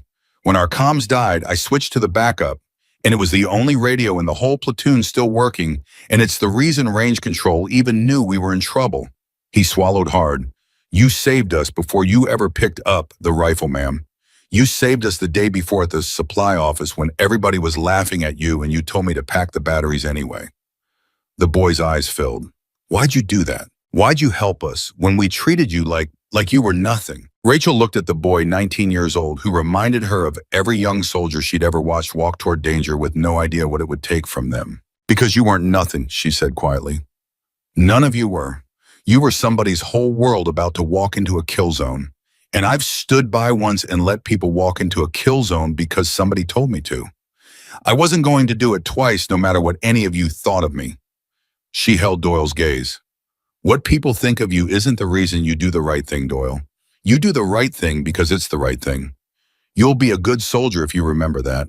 Better than the ones who laughed. Doyle wiped his eyes with the back of his hand and nodded, and didn't trust himself to say anything else. Vance was quiet for a moment. Then he pulled the chair up to the bed, the one Bauer had left, and he sat down in it, and he folded his hands. That agent, he said, the federal one. I saw him leave. He was here a long time. Rachel said nothing. Ma'am, 16 years I've been doing this, and I know the difference between a firefight that just happened and a firefight that was set up. Those men knew where we'd be. They knew the timing. They had the choke points sealed before we ever hit the valley floor. His voice dropped. Somebody sold us. Somebody who knew our movement schedule sold it. And that agent didn't drive all the way out here to congratulate a civilian on a good day's shooting. He came here because you know something, or you are something that matters to whatever comes next. Rachel looked at the sergeant who'd called her lost, who'd told her she was on a nature walk, who trusted her with the lives of his men the moment it counted, who had told a wounded lieutenant to shut up rather than let him question her one more time. And she made a decision that she would not have made 3 years ago, or 3 days ago, or even 3 hours ago, for a federal agent had held up a photograph of a serving officer shaking hands with the man she'd killed. You want the story, Rachel said. The one I kept saying was for later. I do, Vance said, but only if you want to tell it. Rachel was quiet for a long moment. The monitor beeped. Somewhere outside, a helicopter was spinning up, and the sound of the rotors climbed and climbed. Then close the door, Sergeant, she said, because it's not just a story. And after I tell you, you're going to have to decide whether you were ever really just a soldier who followed orders. The same way I had to decide this morning whether I was ever really just a civilian. Vance held her eyes for a long beat. Then he got up and he closed the door. The door clicked shut, and Rachel Carter told Sergeant Vance everything. She told him about the counter-sniper element and the diplomatic movement and the route she'd read as compromised. She told him about the order to stand down and the people she'd watched die through an optic she wasn't allowed to fire. She told him about the after-action report that turned a leak into her fault about the medical discharge that was really an Excel about 3 years of counting crates at the edge of a world she couldn't leave and couldn't rejoin. And then she told him the part Bauer had told her, the photograph, the serving intelligence officer at Regional Command shaking hands with a man she'd killed that morning. The leak that had never stopped the pattern that stretched back years with a shooter taking the fall every single time. When she finished, Vance sat very still in the chair for a long time. So the same kind of man who got your people killed 3 years ago, he said, slowly, just tried to get my people killed this morning, and he's still out there, in a uniform, in an office. That's what the agent believes, Rachel said. He can't prove it yet. Vance's jaw worked. What does he need to prove it? He needs the officer to move. Men like that don't get caught sitting still. They get caught when they panic when an operation fails, and they scramble to cover the trail before it leads back to them. Rachel shifted against the pillows, and pain flared down her side, and she wrote it out. His cell failed today. 7 men dead, 1 more I put down on the ridge. That officer is sitting in his office right now, realizing his whole operation just collapsed, and he has no idea why. No idea who wrecked it, no idea whether the survivors saw anything that points at him. He's going to be afraid, and afraid is when they move. And you know how he thinks, Vance said, because you called this exact play 3 years before Bauer ever caught the scent. I know how he thinks. Vance stood up. He walked to the window and stood with his back to her for a moment, and when he turned around, his face had changed, hardened, into something she recognized, the face of a man who has just decided that following orders and doing right are not always the same thing, and that he knows which one matters more. Then tell me what you need, he said, because 11 of my soldiers are alive tonight who shouldn't be, and if the man who tried to kill them is going to walk because a federal agent can't build a case, then I've got a problem with that, ma'am, a real problem. Rachel looked at him for a long moment, and something loosened in her that had been locked tight for 3 years because for the first time since a canyon in a country she couldn't name, she was not standing alone at the edge of a thing that mattered. 2 days later, she checked herself out of the hospital against medical advice. The surgeon argued. Rachel signed the form. Her left arm was in a sling and her side was stitched and taped, and she moved like a woman who'd been shot 2 days ago because she was one. But she walked out under her own power, and Vance was waiting in the parking lot in a civilian truck, and Agent Bauer was in the passenger seat. "This is a bad idea," Bauer said as she climbed in. "You're a civilian and you're wounded, and if this goes sideways, I can't protect you." "You came to my hospital room and told me I was the only person who ever saw this coming," Rachel said. "You don't get to say that and then tell me to stay in bed. Pick one." Bauer almost smiled. He didn't quite make it, but he almost did. Here is what Bauer had and what he didn't. He had a photograph of the officer, a lieutenant colonel named Prater, shaking hands with a dead man. He had 2 months of surveillance that put Prater near suspicious meetings without ever quite catching him at the exchange. He had the movement schedule that had been leaked to the cell, and he had confirmed that Prater was one of only 9 people with access to it. What he did not have was proof. He did not have the moment of exchange, the transfer of information, the smoking gun. And Prater was careful, and Prater was protected by rank and by an institution that did not want to believe one of its own intelligence officers had been selling soldiers, and every day that passed was a day Prater had to clean his trail. "He's going to try to move the last of his network," Rachel said as they drove. "He's lost his shooters. That's a catastrophe for him, but it's also loose ends. The men I killed had handler safe houses away they got paid. Prater's going to be scrambling to sever every connection between himself and that cell before you follow the bodies back to him. That means he has to make contact with whoever ran the money side, and that's when you take him." "We've been watching him for 2 months, Bauer said. "He doesn't make contact carelessly. He didn't have to 2 months ago. 2 months ago, his operation was healthy, and he could take his time." Rachel stared out the windshield. Now his operation is a smoking hole, and he's afraid, and afraid men make the mistakes careful men never make. You've been watching him wrong. You've been watching him like a hunter watching prey. Start watching him like I watch a target. Don't wait for him to expose himself. Give him a reason to run. Bauer turned in his seat. "What kind of reason?" "Let him find out that one of his cells survived." The truck was quiet. "None of them survived," Vance said. "You killed all 8. "Prater doesn't know that." Rachel's voice was flat and cold and certain. "All Prater knows is that his operation failed and his men went silent. If a rumor reaches him that one of his cell was captured alive, wounded in federal custody talking, he doesn't have the luxury of being careful anymore. A captured man who talks leads straight to him. He'll have to move to protect himself. He'll have to make contact with his network to either silence the leak or run. And the moment he moves, you're there." Bauer stared at her for a long moment. "You want to run a deception operation on a serving military intelligence officer, using a rumor we manufacture. I want to make a frightened man act like a frightened man," Rachel said. "That's not a deception operation. That's just understanding people." It took Bauer a day to make the arrangements, and the arrangements were the kind that lived in the gray space between what was legal and what was necessary, and Rachel didn't ask about all of them, and Bauer didn't offer. What mattered was that by the following evening, a carefully constructed piece of information had been allowed to leak into exactly the right channel. A whisper that one member of the Blackthorn cell had been taken alive wounded and was being held at a federal facility while he cooperated with investigators. And then they watched Lieutenant Colonel Prater. They watched him from a surveillance van 2 blocks from his quarters, and Rachel sat in the back of that van with her arm in its sling and her eyes on the monitors, and she read the man the way she read everything from the small betraying details. The way he came home 20 minutes early, the way the lights in his quarters went on and off in the wrong rooms at the wrong times, a man pacing a man who couldn't settle.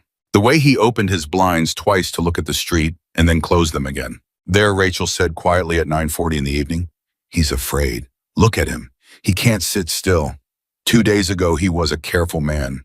Now he's a man waiting for a knock on the door." "How can you tell all that from the blinds?" Vance murmured. "Because I've been that man," Rachel said. "Not selling anybody, but waiting for the knock, waiting to find out if the thing you did was going to come back and end you. I know exactly what that looks like from the inside, so I know exactly what it looks like from the outside. At 10:15, Prater's lights went out. Not the pattern of a man going to sleep. The pattern of a man who wanted the street to think he'd gone to sleep. He's going to move, Rachel said. Tonight, tell your people to be ready. At 11:02, a car left the rear of Prater's quarters with its headlights off. There he goes, Bauer breathed into his radio. All units subject is mobile running. Dark, do not lose him. Do not spook him. Let him lead us. What followed was the longest hour of Vance's life, and he suspected one of the more ordinary hours of Rachel Carter's, because she sat in the back of that van, perfectly calm, while Prater's car wound through back roads and doubled back on itself and did all the things a frightened man does when he thinks he might be followed. And every time it looked like they'd lose him, Rachel would say quietly, "He'll turn left here. He's heading for someplace he thinks is safe. Someplace with only one road in," and Prater would turn left, and Bauer would look at her like she was reading the man's mind. And in a way she was, because she'd spent 3 years learning to think like the enemy she'd never been allowed to name. Prater's car finally stopped at a self-storage facility on the edge of town, the kind of place with rows of numbered units and a keypad gate and no cameras that worked. And he let himself in and drove to a unit at the far back corner and killed his engine. "That's his cutout," Rachel said. "That's where he keeps whatever connects him to the cell. Cache a burner phone documents a way to reach his handler. He's not here to hide. He's here to either destroy it or grab it and run. And whoever he calls from here, whoever he reaches out to now that he thinks one of his men is talking, that's your case, Bauer. That's the connection you've been trying to catch for 2 months. It's about to happen inside that unit." Bauer's hand tightened on the radio. "We move now? We've got him breaking into a storage unit at midnight. That's nothing. That's not a crime that sticks to a colonel with lawyers. So don't move now," Rachel said. "Wait for the call." They waited. And inside the storage unit unseen, Lieutenant Colonel Prater made the call that a careful man would never have made, the call of a frightened man who believed one of his own could put him in a cell for the rest of his life. And Bauer's surveillance team caught every word of it, the whole rotten architecture of it, a serving officer arranging to have a wounded prisoner silenced and to have himself extracted across a border before the investigation could reach him. "That's it," Bauer whispered.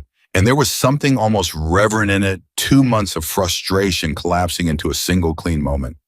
That's the whole thing, conspiracy obstruction, and he just ordered a hit on a federal prisoner who doesn't exist. "All units, we have what we need. Take him. Take him now."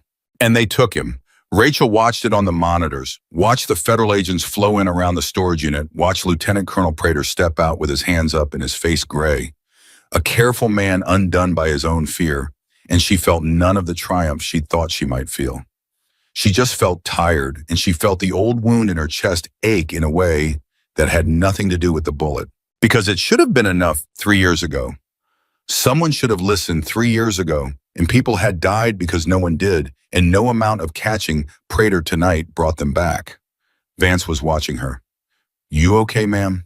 "No," Rachel said honestly, "but I will be." It was 3 in the morning by the time the paperwork of the arrest had settled enough for Bauer to come back to the van, and when he did, he wasn't alone. There was a general with him. Not a colonel this time, not the mid-level authority that had burned up the phone lines the morning of the ambush, demanding to know who authorized a civilian. A general 2 stars in a uniform that had clearly been pulled on in a hurry in the middle of the night, and his name was Hallstrom. And he was the man who commanded the entire region, the man whose command Prater had rotted from the inside.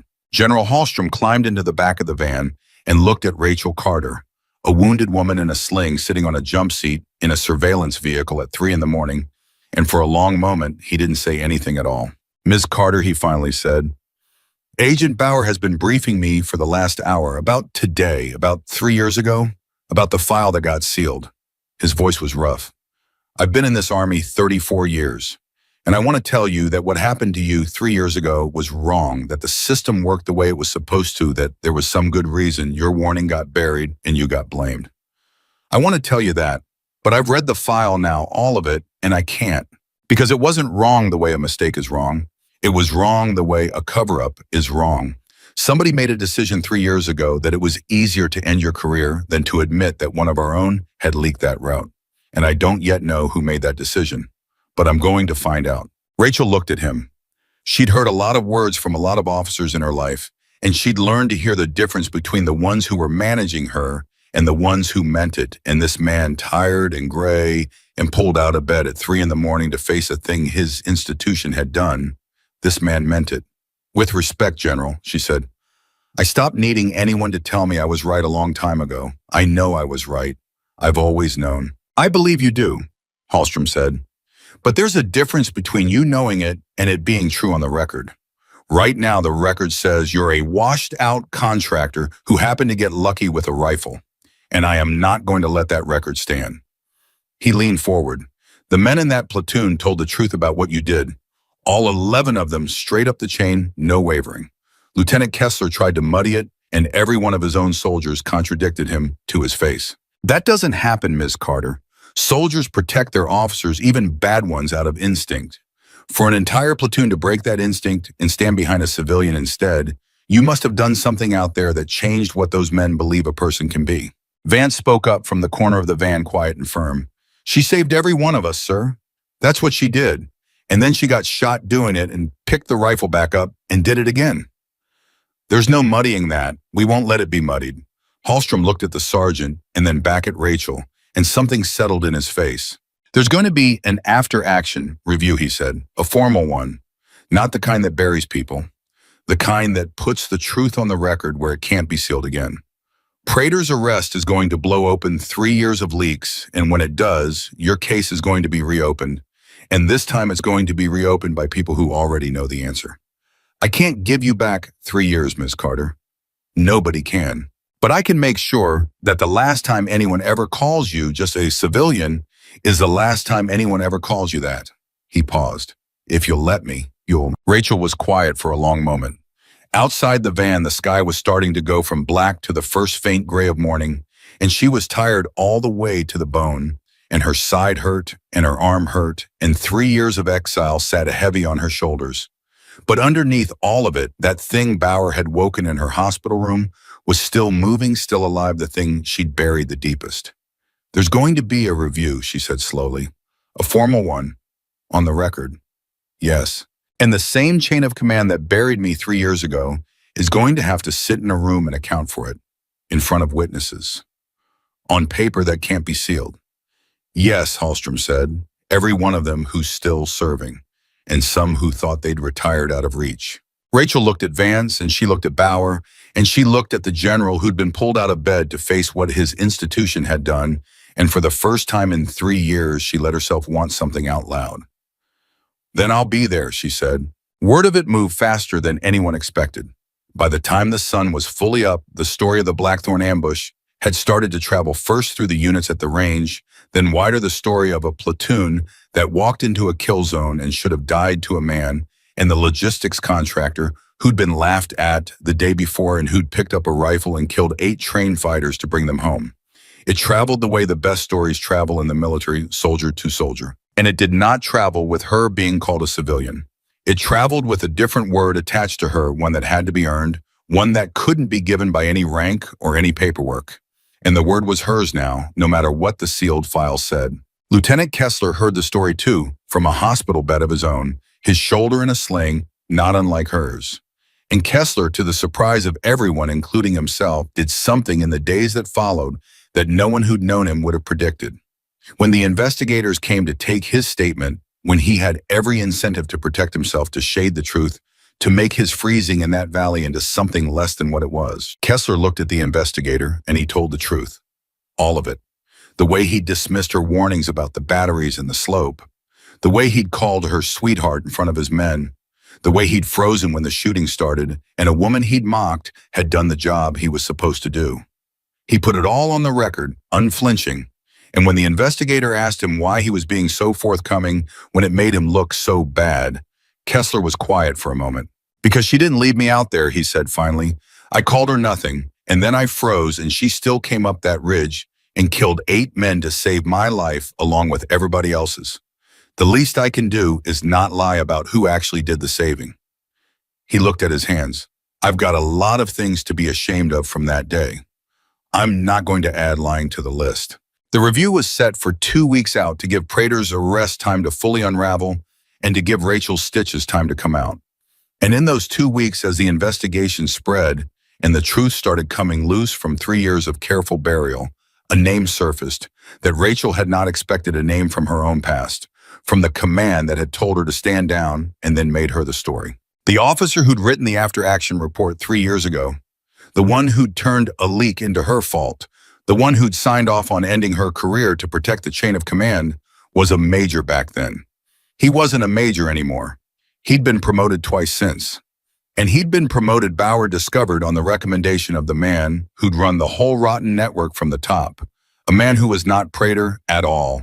A man who was Prater's handler. A man who had spent years selling the movements of American soldiers and who had used Rachel Carter as the cover story for the very first leak he'd ever been afraid of being caught for. Bauer brought her the file himself, and he laid it on the table in front of her, and he watched her face as she read the name at the top of it. "You know him," Bauer said. It wasn't a question.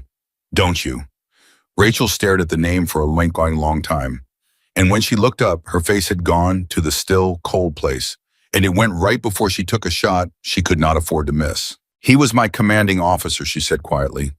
3 years ago, he was the one who gave me the order to stand down. He was the one who told me a contractor, a woman, a shooter, wasn't cleared to make that assessment. Her voice didn't shake. That was the frightening part. It didn't shake at all. He told me to watch them die. And then he wrote the report that said it was my fault. And now you're telling me he's the reason it happened in the first place. That he sold that route himself and blamed me to bury it and has been doing it ever since. That's what the evidence says, Bauer said. He's a full colonel now, decorated, untouchable, everyone thought, until Prater panicked and made a phone call, and the phone call led up a chain that ends at his desk. He leaned forward. "The review's in 10 days. He's going to be in that room, Rachel. He has to be. He's still in the chain of command that oversaw Blackthorn, and protocol requires him to attend. He doesn't know we've connected him yet. He thinks he's coming to a routine after-action review about an ambush that failed." Rachel closed the file, and for the first time in 3 years, she smiled, and it was not a warm smile, and it was not a cruel one either. It was the smile of a woman who had waited a very long time in silence, keeping the truth locked away until the exact moment it could do the most damage, and who had just been told that the moment was finally coming. "He gave me an order to be silent," she said, "and I've been silent for 3 years. She slid the file back across the table to Bauer. 10 days. Let him walk into that room thinking he's safe. Let him sit down across from the woman he buried, and let him believe right up until the last second that she's still just a civilian." Part 5 lưu ý Việt đủ 6.000 đến 6.500 từ. Liên kết liền mạch với các phần trước trong câu chuyện pha hội thoại tạo thành một câu chuyện liền mạch khi ghép lại. Mỗi phần liền mạch với phần trước không giới thiệu lại câu chuyện ở đầu phần mới. Liên kết các phần của câu chuyện một cách liền mạch. Sử dụng câu chuyện tiếp giữa các phần. Duy trì chủ đề tránh ngắt quãng đột ngột, không sử dụng gạch đầu dòng. Hoặc tiêu đề phụ phong cách truyền Mỹ Hoa Kỳ giống văn giàu cảm xúc. Chân thực và gần gũi, không mô tả cảnh, tập trung vào hành động, cảm xúc và tâm lý nhân vật. Viết phần 5 đạt điểm 10 trên 10 và bổ sung tiết tấu câu chuyện nhanh, sửa lỗi ai. Kể theo ngôi thứ 3 giữ độ kịch tính, không viết lan man. Kết thúc dùng câu khẳng định mạnh để khép lại câu chuyện rõ ràng, trọn vẹn. Lưu ý trả lời trong mốc tin nhắn không nhảy sang mực document 12 đến 3 phút. Cần có mini climax và đạt 10 đến 15. Mini climax mời phần cu 10 đến 12 phút, có một twist lớn sâu sắc. Đan xen mini cliffhanger mạnh hơn, tăng tính tự nhiên cho phản ứng của các nhân vật, thêm nhịp điệu, kịch tính thực tế và gần gũi. Mỗi 8 đến 10 phút cần có móc giữ chân khán giả. Lưu ý không mô tả cảnh, viết văn bản phù hợp với thesis và chỉ cần viết nội dung và viết đúng lệnh nhé. Show more. 10 days later. Rachel Carter walked into the review room without a sling. The stitches were out. The arms still ached and would ache for months, but she'd left the sling in the truck on purpose because she was not going to walk into that room looking like anything a man could pity or dismiss. She wore civilian clothes, plain and clean, and she carried nothing but herself. And she took a seat at the far end of the long table where the witnesses sat, and she waited. The room filled slowly. General Hallstrom took his place at the head of the table, and beside him sat the investigating officers, and along one wall sat the soldiers of Blackthorn, 2-6 in their dress uniforms. Every one of them who could stand, and there was Vance, and there was Doyle. And there, thinner and paler, but on his own 2 feet, was Tom Harker, who had insisted on coming, even though the surgeons had told him to stay in bed. And there, in a chair near the back with his arm still in its own sling, was Lieutenant Kessler, who had asked to attend and been granted it, and who would not meet anyone's eyes.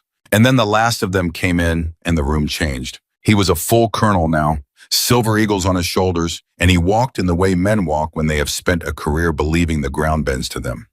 His name was Colonel Merrick, and 3 years ago he had been the major who told Rachel Carter to stand down and watch people die, and then wrote the report that made it her fault. He hadn't aged so much as hardened, and he moved through the room, shaking hands, nodding at the general, playing the part of the senior officer come to lend his experience to a routine review of an unfortunate incident. He did not recognize Rachel at first. Why would he? She was a civilian at the end of the table, a contractor, a background figure. He'd spent 3 years not thinking about her at all. His eyes passed over her the way they'd passed over her 1,000 times in another life, and moved on, and he took his seat near the head of the table with the easy confidence of a man who believed he was among the judges and not the judged. Rachel watched him sit down. She said nothing. She'd been saying nothing for 3 years. She could wait a little longer. General Hallstrom opened the review. He laid out the facts of the Blackthorn ambush, plainly the training exercise, the loss of communications, the paramilitary cell, the 11 survivors. And then he began to walk through the timeline, and as he did, he called on the witnesses one by one, and the truth of that day began to build in the room like a pressure. Vance spoke first, and he spoke without flinching, and he told them exactly what had happened. The platoon pinned the lieutenant, frozen the wounded in the open, and then a woman coming down off the ridge who'd killed the men who were killing them. Doyle spoke, his voice cracking, and told them about the batteries, about the warning at the supply office the day before, about a radio that worked when every other one had died because a contractor had told him to pack extras and keep them warm. Harker spoke quiet and steady and told them about a woman kneeling over him in the dirt, asking him about a girl named Emily, keeping him tethered to the world while a helicopter came. And Colonel Merrick listened to all of it with the polite, faintly impatient expression of a senior officer sitting through testimony that didn't concern him, and he still did not understand where he was. Then Kessler spoke. Kessler stood up, and he did not spare himself, and he told the room every shameful thing. How he'd dismissed the warnings, how he'd called her sweetheart, how he'd frozen when it mattered. And then he said the thing that started to turn the room. I want to be clear about something, Kessler said, his voice tight. The contractor didn't just save us with a rifle. She tried to save us the day before with a warning we laughed at, and the day before that with an assessment of the terrain that Sergeant Vance quietly acted on, and that kept Second Squad out of a collapse zone. She saw all of it coming, every piece, and every single one of us, myself most of all, treated her like she was nothing because she wasn't wearing a uniform.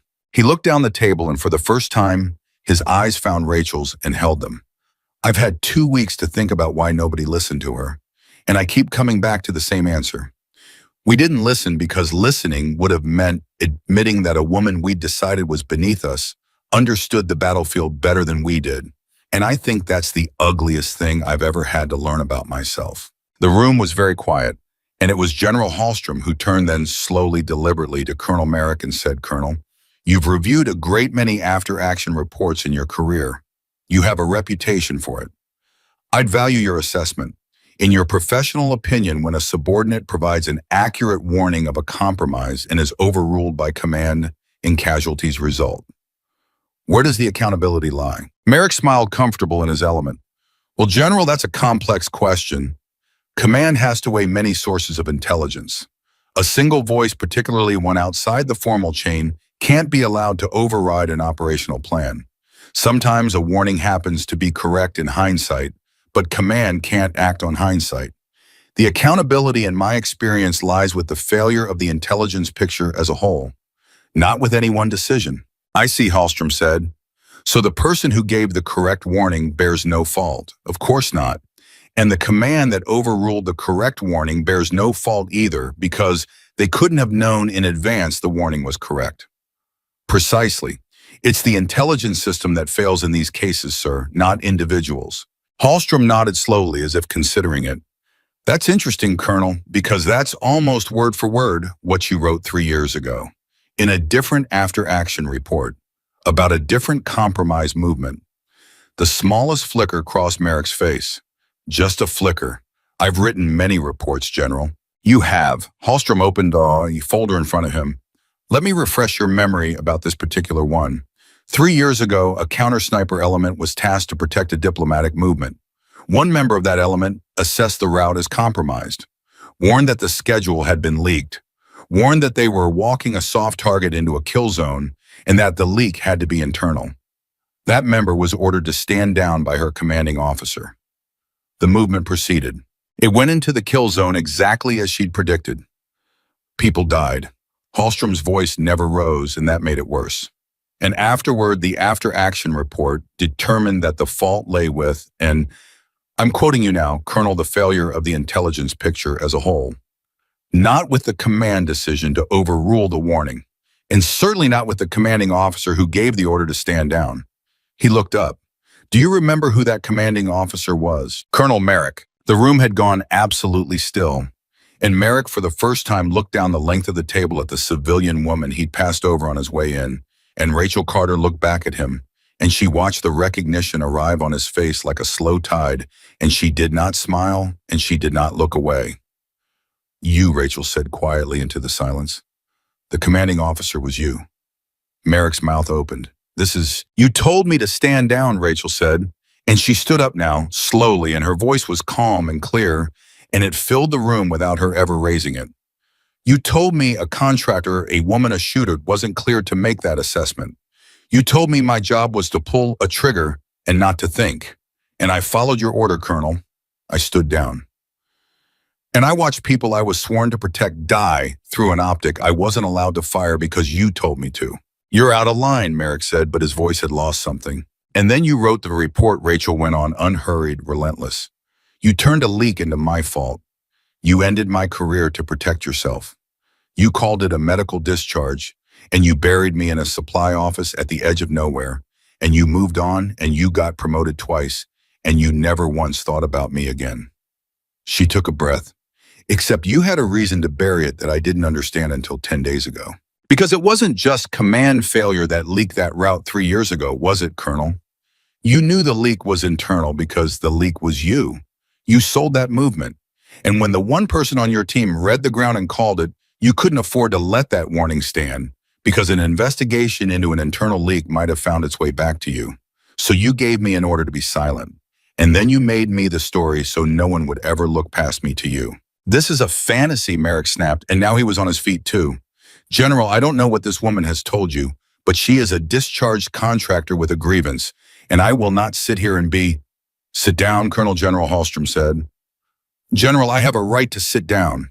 And into that moment, the door opened, and Agent Bauer walked in, and behind him came 2 federal agents, and behind them came a man in handcuffs whom Merrick clearly recognized because all the blood went out of his face at once. Colonel Merrick Bauer said pleasantly, I believe you know Lieutenant Colonel Prater. He's been very talkative these past 10 days. Turns out a man facing conspiracy and attempted murder of a federal prisoner is willing to say a great deal about the officer who's been running him for years, about the movement schedules you sold, about the cell you fed, about Blackthorn. Bauer's pleasant tone dropped away entirely, and about a diplomatic movement 3 years ago, which was your very first sale and the one you were most afraid of being caught for, which is why you needed a scapegoat so badly that you destroyed one of the finest counter-snipers this country ever trained to save your own skin. Merrick stood frozen at the head of the table, and Rachel watched the careful architecture of 3 years collapse in his face, and she felt at last the thing she'd waited 3 years to feel. And it was not triumph, and it was not joy. It was something quieter and heavier and more complete. It was the feeling of the truth finally standing up in a room where it could not be sealed away again. Colonel Merrick Bauer said, you're under arrest. They took him out in handcuffs past the soldiers of Blackthorn, 2-6, past the general, past the woman he'd buried, and he did not look at any of them, and the door closed behind him, and the room let out a breath it had been holding for the length of a career. General Hallstrom sat quietly for a moment. Then he closed the folder in front of him, and he looked down the table at Rachel. The record of your discharge is going to be corrected, he said, fully, formally, on paper that cannot be sealed. The finding of fault against you 3 years ago is vacated as of today, and the truth is going to replace it, and everyone in the chain who signed off on burying you is going to answer for it. He paused. That's the least of what you're owed, and it's the most I can give. I know it doesn't return the 3 years. Nothing does. No, Rachel said. Nothing does. There's more, Hallstrom said. The Army would like to offer you a return to service. Full reinstatement, restored rank back pay. You'd have your career again. You'd have everything they took. He watched her carefully. You'd be one of us again. And the room waited because it was a thing every one of them thought she'd want. The thing they thought this had all been for the vindication made complete. The Excel ended. The uniform returned. Rachel was quiet for a long moment. She looked around the room at Vance, who'd trusted her when it counted, at Doyle, who'd packed the batteries, at Harker, who was alive because of a girl named Emily, at Kessler, who'd told the truth when a lie would have been easier. And she looked down at her own hands, the hands that had held a rifle on a ridge with one arm dead and a body going into shock. The hands that had spent 3 years counting crates because it was the only way she could stay near the thing she loved without being allowed to be it. No, she said. The room went still with surprise. I appreciate it, General. I do. But I didn't come back for the uniform. I didn't come back for reinstatement or back pay or my rank. She looked at Merrick's empty chair. And I didn't come back for validation. I already knew I was right. I've always known. Having it on paper is a kindness, and I'll take it, but it was never the thing I needed. She looked at the soldiers along the wall. I came back because someone had to survive. Because a boy named Doyle asked me about a battery manifest. And I'd stood by once and watched people die on an order, and I wasn't going to do it twice. That's all. That's the whole reason. Then what will you do? Hallstrom asked quietly. If not this. And Rachel Carter smiled, and this time it was warm because she'd known the answer to that question since the moment she came down off the ridge and found young Doyle with his hands red and his eyes full of a terror no 19-year-old should have to carry. There are people out there who read the ground the way I do, she said. Young ones, the ones who see it coming and don't have the words yet, or the rank, or anyone willing to listen. 3 years ago, I was one of them, and the system broke me for it instead of using me. I'm not going back into the fight, General, but I'll teach. I'll take the ones everyone underestimates, the ones who get called just a civilian, or just a woman, or just a kid who files paperwork, and I'll teach them everything I know, so that the next time somebody reads the ground and calls a compromise, there's a whole generation of people trained to listen. She looked around the room one last time. That's a better use of what I am than putting the uniform back on. I don't need to pull the trigger anymore. I need to make sure the right people are holding the rifle when it matters, and the right people are standing behind them when they call it. General Hallstrom looked at her for a long moment, and then he stood, and every soldier in the room stood with him and Sergeant Vance, 16 years in the Army, who had once called her lost, who had once told her she was on a nature walk in a restricted zone, snapped to attention, and rendered her a salute. And one by one, every soldier of Blackthorn 2-6 did the same. And even Kessler, with his arm in a sling, rose and saluted the woman he'd called sweetheart. And it was the only salute any of them would ever render to a person in civilian clothes. And every one of them meant it more than any salute they'd ever given in their lives. Rachel didn't salute back. She wasn't a soldier anymore, and she'd made her peace with that. She just nodded once to all of them, and she turned, and she walked toward the door. Doyle's voice stopped her. Ma'am, the boy said, when you start teaching, those people you are going to train. He swallowed. Is there any chance a guy like me could learn from you someday? Somebody who almost didn't get it, but who packed the batteries anyway. Rachel looked back at him, at the hopeful, earnest face that hadn't been tested when she first met him and had been tested to the breaking point since and had held. Doyle, she said, you already learned the most important thing I could ever teach you. You did the right thing when everyone around you was laughing because it was the right thing, not because anyone was watching. The rest is just marksmanship. She let a small smile touch her mouth. Yeah, when you're ready, come find me. And then Rachel Carter walked out of the review room past the empty chair where the man who'd buried her had sat out into a morning that belonged to her again. And she did not look back because she had never needed anyone in that room to tell her who she was. She had come back not to be seen and not to be believed and not to be given anything at all. She had come back because when the shooting started and the boys were dying and everyone else called her nothing, someone had to be the one who survived it, and someone had to be the one who made sure the next ones did too. And from that day forward, in that command and every command the story reached, no one ever again made the mistake of looking at Rachel Carter and seeing just a civilian. 10 days later, Rachel Carter walked into the review room without a sling. The stitches were out. The arm still ached and would ache for months, but she'd left the sling in the truck on purpose because she was not going to walk into that room looking like anything a man could pity or dismiss. She wore civilian clothes, plain and clean, and she carried nothing but herself, and she took a seat at the far end of the long table where the witnesses sat, and she waited. Vance found her before the room filled. He came in early in his dress uniform, and he sat down in the empty chair beside her without asking. "You sure about this?" he said quietly. "About what? About sitting there at the end, like you're nobody." He kept his voice low. "Hallstrom offered you a seat up front, witness of record. You turned it down." "Why, Mo? Because I want him comfortable," Rachel said. "Merrick, I want him to walk in and see a contractor at the end of the table and feel exactly the way he felt 3 years ago, that I'm furniture, that I don't matter, that nothing in this room can touch him." Her eyes were fixed on the door. A man who feels safe doesn't guard his mouth. A man who feels watched does. "I've spent 3 years being furniture sergeant. I can do it for 1 more hour if it's the last hour it ever cost me." Vance studied the side of her face. "You've thought about this a long time. I've thought about nothing else for 3 years," Rachel said. "I just didn't have anything to do with the thinking until now." The room filled slowly after that. General Hallstrom took his place at the head of the table, and beside him sat the investigating officers with their folders squared and their pens uncapped. And along one wall sat the soldiers of Blackthorn, 2-6 in their dress uniforms, every one of them who could stand. There was Doyle, scrubbed and nervous, turning his cover over and over in his hands. And there, thinner and paler, but on his own 2 feet, was Tom Harker, who had checked himself out of a hospital bed against the same advice Rachel had ignored 10 days before because he'd said he was not going to lie in a bed, while the woman who saved his life stood up in a room full of officers alone. And near the back in a chair set slightly apart with his own arm still in a sling, sat Lieutenant Kessler, who had asked to attend and been granted it, and who could not seem to make his eyes rest on any single thing. And then the last of them came in, and the whole feel of the room changed. He was a full colonel now, silver eagles bright on his shoulders, and he walked the way men walk when they have spent a career believing the ground bends to them. His name was Colonel Merrick, and 3 years ago he had been the major who told Rachel Carter to stand down and watch people die, and then wrote the report that made it her fault. He hadn't aged so much as hardened, and he moved through the room, shaking hands, murmuring greetings, nodding to the general, playing the part of the senior officer come to lend his weight to a routine review of an unfortunate incident. And he did not recognize Rachel.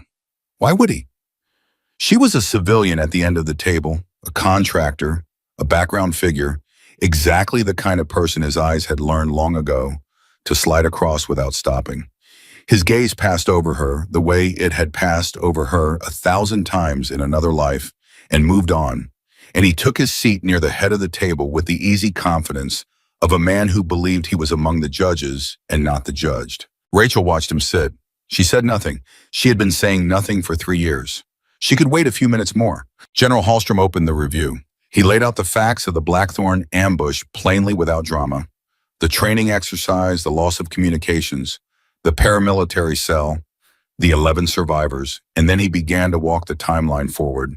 And as he did, he called the witnesses one at a time, and the truth of that day began to build in the room like pressure behind a wall. Vance spoke first. He rose and he did not flinch, and he told them exactly what had happened. The platoon pinned in the open, the wounded bleeding where no one could reach them, the lieutenant frozen against a wall, while his men looked to him for orders that would not come, and then a woman coming down off the eastern ridge alone who had killed the men who were killing them, and who had gotten shot doing it and had picked the rifle back up and done it again. "I've been in this army 16 years, Vance said. I have never seen anything like it, and I'd be dead if I hadn't. Every man in this room in a Blackthorn uniform would be dead. That's not an exaggeration for effect, General. That is the arithmetic of that day." Doyle spoke next, and his voice cracked twice, and he pushed through it anyway. He told them about the batteries, about the warning at the supply office the day before when the whole platoon was laughing, and a contractor had pulled him aside and told him to pack 2 extra battery packs and keep them warm against his body and not tell anybody. That was the only radio in the whole platoon still working when the shooting started, Doyle said. Every other set was dead in the cold exactly like she said they'd be. If she hadn't told me to pack those batteries, range control never even knows we're in trouble. No bird gets launched. Bobby comes. He looked down at his cover, turning in his hands. She saved us before she ever touched a rifle. She saved us the day before when we were laughing at her. Then Harker rose slow and careful, one hand braced on the table. You should sit, son, Hallstrom said gently. With respect, sir, I'll stand for this. Harker steadied himself. I took a round in the gut in that valley. I was going out. I could feel it, that gray, coming in from the edges, and I'd stopped being scared. Which is how, it's bad when you stop being scared. He swallowed. And then there was this woman kneeling over me in the dirt, and she wasn't scared either, but hers was a different kind of not scared than mine. She asked me if I had a girl back home. I told her Emily. And she made me promise I'd sit on a porch someday and tell Emily about the day I got shot in a canyon in Montana, and she made me keep breathing to do it. His voice thickened. I'm going to marry Emily this fall, General. And the only reason there's going to be a wedding is that a contractor everybody called nothing decided I was somebody's whole world and wasn't going to let me quit. And through all of it, Colonel Merrick listened with the polite, faintly impatient expression of a senior officer sitting through testimony that did not concern him, glancing once at his watch, and he still did not understand where he was. Then Kessler stood up. He rose slowly, awkward with the sling, and the room shifted because everyone knew what Kessler had done in that valley, or rather what he had failed to do, and there was a general expectation that a man in his position would shade the truth to save what was left of himself. He didn't. I want to be clear about something, Kessler said, and his voice was tight and unsteady, but it did not stop. The contractor didn't just save us with a rifle. She tried to save us the day before with a warning about the terrain that I dismissed. She tried to save us with a warning about the batteries that I mocked in front of the whole platoon. She read the whole thing before it happened, every piece of it. And I called her sweetheart and told her to sit down and let the men handle the mountain. He forced the words out. When the shooting started, I froze. I want that on the record in my own words, not somebody else's. I froze, and a woman I had treated like she was beneath contempt did the job I was commissioned to do and then bled for it. The investigating officer looked up. Lieutenant, you understand, this testimony reflects very poorly on you.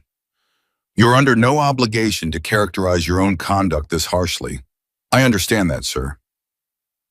Then why are you doing it? Kessler was quiet for a moment. When he answered, his eyes went down the table and found Rachel's and held them and did not look away.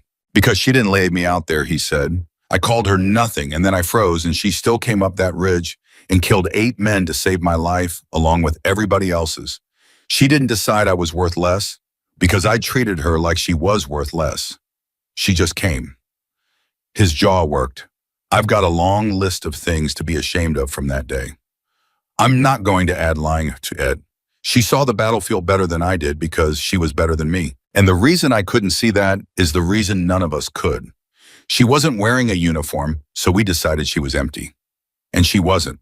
She was the most dangerous person on that mountain, and she was on our side, and we spat on her right up until the second she saved our lives. He sat back down. The room was very quiet, and it was General Hallstrom who turned then slowly, deliberately to Colonel Merrick and said, Colonel, you've reviewed a great many after-action reports over your career. You've got something of a reputation for it. I'd value your professional assessment when a subordinate provides an accurate warning of a compromise and command overrules that warning and casualties result. Where does the accountability lie? Merrick smiled, comfortable in his element. This was the ground he understood. That's a complex question, General. Command has to weigh many sources of intelligence. A single voice, especially one outside the formal chain, can't be permitted to override a validated operational plan. Sometimes a warning turns out to be correct in hindsight, but command can't operate on hindsight. In my experience, the accountability in these cases lies with the failure of the intelligence picture as a whole, not with any single decision, and certainly not with any single commander. So the person who gave the correct warning bears no fault, Hallstrom said. Of course not. And the commander who overruled the correct warning bears no fault either, because he couldn't have known in advance the warning was right.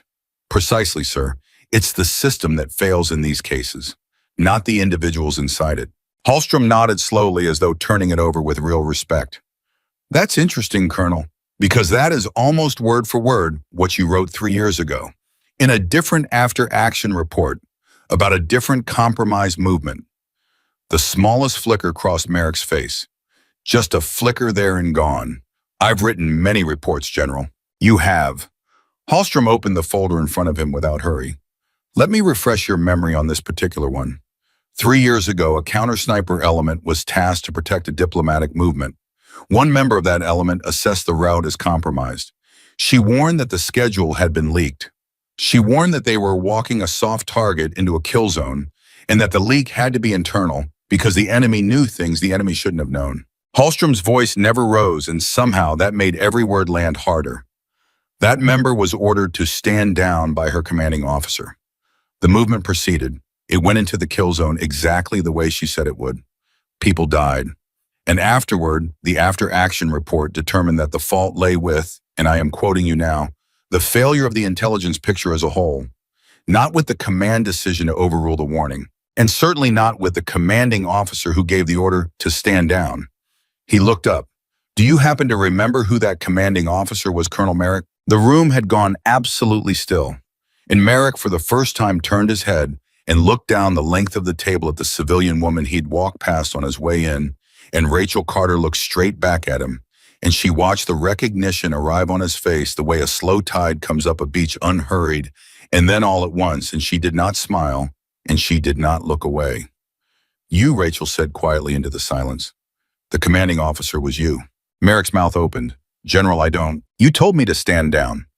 Rachel rose from her chair slowly, and she did not raise her voice, and she did not need to because the room had gone so quiet that a whisper would have carried to the walls. You told me a contractor, a woman, a shooter, wasn't cleared to make that assessment. You told me my job was to pull a trigger and not to think. And I followed your order, Colonel. I stood down, and I watched people I had sworn to protect die through an optic I was not allowed to fire. Because you told me to. You are out of line, Merrick said, but something had gone out of his voice. And then you wrote the report. She came around the end of the table, unhurried, relentless, the way she did everything that mattered. You turned a leak into my fault. You ended my career to protect the chain of command, which meant to protect yourself. You called it a medical discharge, and you buried me in a supply office at the edge of nowhere, and you moved on, and you got promoted twice, and you never thought about me again. Did you? Merrick said nothing. You didn't, Rachel answered for him. Because to you I was never a person. I was a loose end you tied off. But here's the part I didn't understand until 10 days ago, Colonel. You had a reason to bury it that ran deeper than protecting the chain of command. Because the leak that killed those people 3 years ago wasn't a failure of the intelligence picture as a whole. It was one man. It was internal. I said so at the time, and you told me to be silent. And I've wondered ever since why you were so desperate to make me the story instead of finding the leak. Her voice dropped, and it was colder now and steadier. And now I know. You didn't find the leak because you were the leak. You sold that movement. And when the one person on your team read the ground and called it out loud, you couldn't afford to let that warning stand because an honest investigation into an internal leak might have walked right up to your desk. So you gave me an order to be silent. And then you made me the villain so no one would ever look past me to you. This is a fantasy, Merrick snapped. And he was on his feet now too, and his composure was cracking at the edges. General, this woman is a discharged contractor with a grievance 3 years old. She has no evidence, no standing, and no...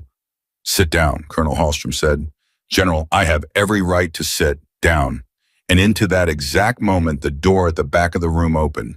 Agent Bauer walked in unhurried in the same lean gray suit, and behind him came 2 federal agents, and behind them came a third man in handcuffs, and Merrick's face went the color of old paper the instant he saw him, because he knew him. Everyone who had followed the Blackthorn investigation knew him now. It was Lieutenant Colonel Prater. Colonel Merrick Bauer said, and there was something almost gentle in the way he said it, the gentleness of a man who has been waiting a very long time and can finally afford to be calm. I believe you're acquainted with Lieutenant Colonel Prater. He's been remarkably talkative these past 10 days. It turns out a man staring down conspiracy charges and the attempted murder of a federal prisoner becomes very interested in explaining exactly who was giving him his orders. The gentleness fell away. About the movement schedules you sold, about the cell you fed, about Blackthorn. And once we knew to ask the right questions about a diplomatic movement 3 years ago that was your very first sale and the one you were most afraid of being caught for, which is precisely why you needed a scapegoat badly enough to destroy one of the finest counter-snipers this country has ever trained. Merrick stood frozen at the head of the table, and Rachel watched the careful architecture of 3 years fall down in his face one piece at a time, and she waited to feel the thing she'd imagined feeling for 3 years, the triumph, the vindication, the sweetness of it. And it did not come. What came instead was quieter and heavier and far more complete. It was the feeling of the truth finally standing up in a room where no one could seal it away again. And standing up not because she'd shouted it, but because she'd waited in silence for the exact moment it could do the most damage. And the moment had come, and the truth was on its feet, and it was not going to sit back down. You want to know the part that took me the longest to make peace with, Rachel said, and now she was looking only at Merrick, and her voice was almost soft. It isn't that you sold those people. Men sell people. It's ugly and it's old and the world is full of it.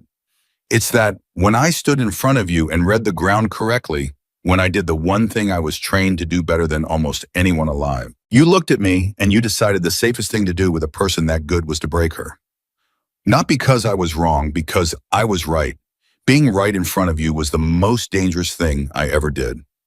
She let that sit, and I let it break me for 3 years. That's the part that was mine.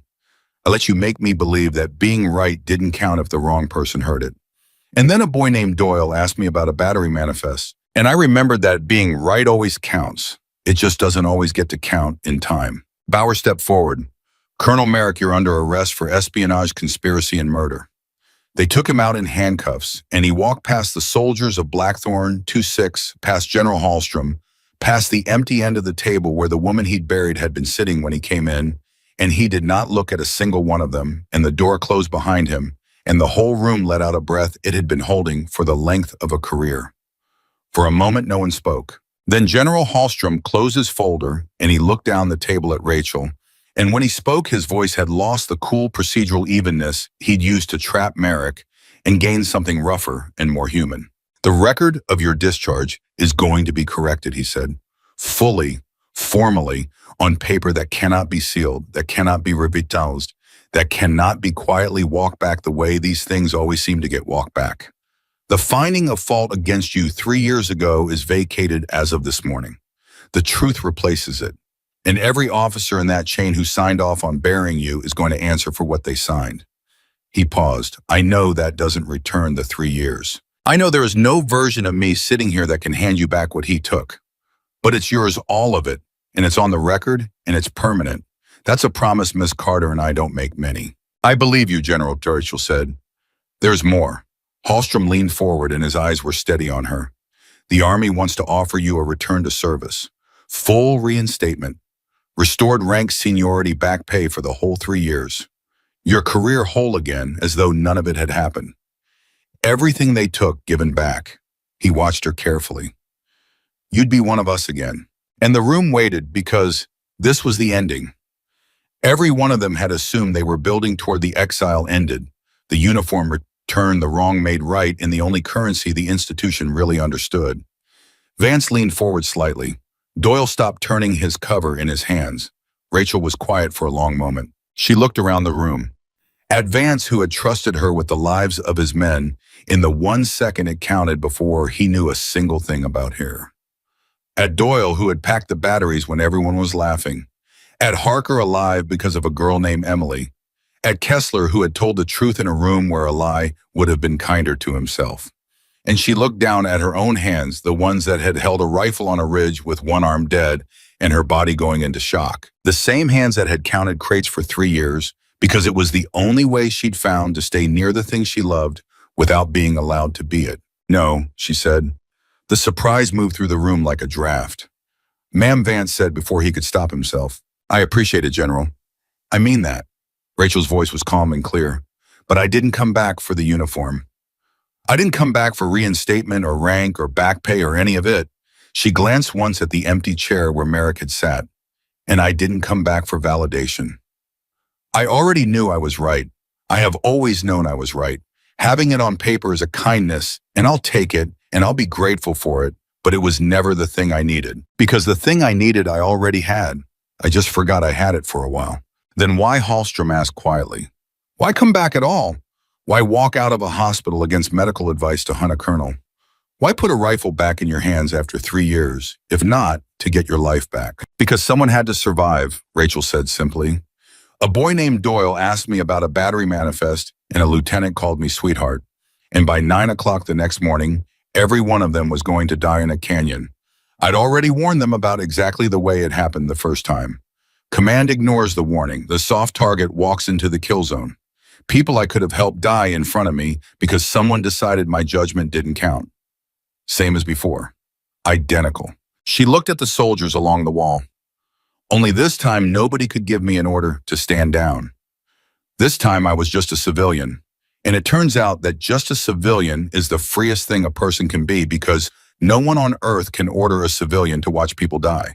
So I didn't. That's the whole reason. That's all of it. Hallstrom studied her. Then what will you do if not this? A talent like yours doesn't belong in a supply office, and we both know it. And Rachel Carter smiled, and this time it was warm, because she had known the answer to that question since the moment she came down off that ridge and found young Doyle with his hands red and his eyes full of a terror no 19-year-old should ever have to carry. There are people out there who read the ground the way I do, she said. Young ones, the ones who see it coming before anyone else and don't have the words for it yet, or the rank, or anyone in the room willing to listen to them. 3 years ago, I was one of them. And instead of using what I could do, the system decided it was safer to break me for it. I am not the only one that's happened to. I won't be the last. She looked around the table. I'm not going back into the fight, General. I don't need to pull the trigger anymore. But I'll teach. I'll take the ones everyone underestimates, the ones who get called just a civilian, or just a woman, or just some kid who files paperwork, and I will teach them every single thing I know. So that the next time somebody reads the ground and calls a compromise, there's a whole generation trained to recognize the sound of the truth and stand behind the person saying it instead of burying them for the crime of being right too early. The room was silent.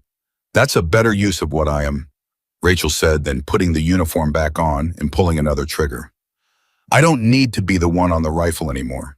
I need to make sure the right people are holding it when it matters and the right people are standing behind them when they make the call. That's the thing I came back for. I just didn't have the words for it until right now. General Hallstrom looked at her for a long moment, and then he stood. And every soldier in that room stood with him. And Sergeant Vance, 16 years in the United States Army, the man who had once found her crouched at a fracture line and called her lost, who had told her she was on a nature walk in a restricted zone, came to attention and rendered Rachel Carter a salute. And one by one, every soldier of Blackthorn 2-6 did the same, Doyle and Harker and all the rest. And last of all, Lieutenant Kessler rose with his arm in its sling and lifted his good hand to his brow and held it there, saluting the woman he had once called sweetheart. It was the only salute any of them would ever render to a person in civilian clothes. And every one of them meant it more than any salute they had ever given to anyone in their lives. Rachel didn't salute back. She wasn't a soldier anymore. And somewhere in the last 10 days, she had made her peace with that real peace, the kind that doesn't come from getting your career restored, but from finally understanding what you're for. She just nodded once to all of them, and she turned toward the door. Doyle's voice stopped her. Ma'am, he said, and everyone heard the crack in it. When you start teaching, those people you're going to train. He swallowed hard. Is there any chance a guy like me could learn from you someday? Somebody who almost didn't get it. But who packed the batteries anyway? Rachel looked back at him, at the hopeful, earnest face that had not been tested when she first met him, and had been tested nearly to breaking since, and had held. Doyle, she said, you already learned the only thing I can't teach anybody. You did the right thing when every single person around you was laughing, because it was the right thing, and not because anybody was watching. That's the part that can't be taught. Either a person has it or they don't, and you have it. A small smile touched the corner of her mouth. The rest is just marksmanship. In marksmanship, I can teach. She held his eyes. When you're ready, come find me. I'll be waiting. And then Rachel Carter walked out of the review room, past the empty chair, where the man who had buried her had sat and would never sit again, out into a morning that belonged to her once more. She did not look back. She had never once needed anyone in that room to tell her who she was. She had not come back to be seen, and she had not come back to be believed, and she had not come back to be given a single thing. She had come back because when the shooting started and the boys were dying, and everyone else looked at her and saw nothing. Someone had to be the one who survived, and someone had to make certain the next ones did too. She had been right 3 years ago, and she had been right 10 days ago, and she would go on being right for the rest of her life, only now she would spend that life making sure the world learned to listen the first time. And from that day forward, in that command and in every command, the story reached, and it reached them all. No one ever again looked at Rachel Carter and made the mistake of seeing just a civilian.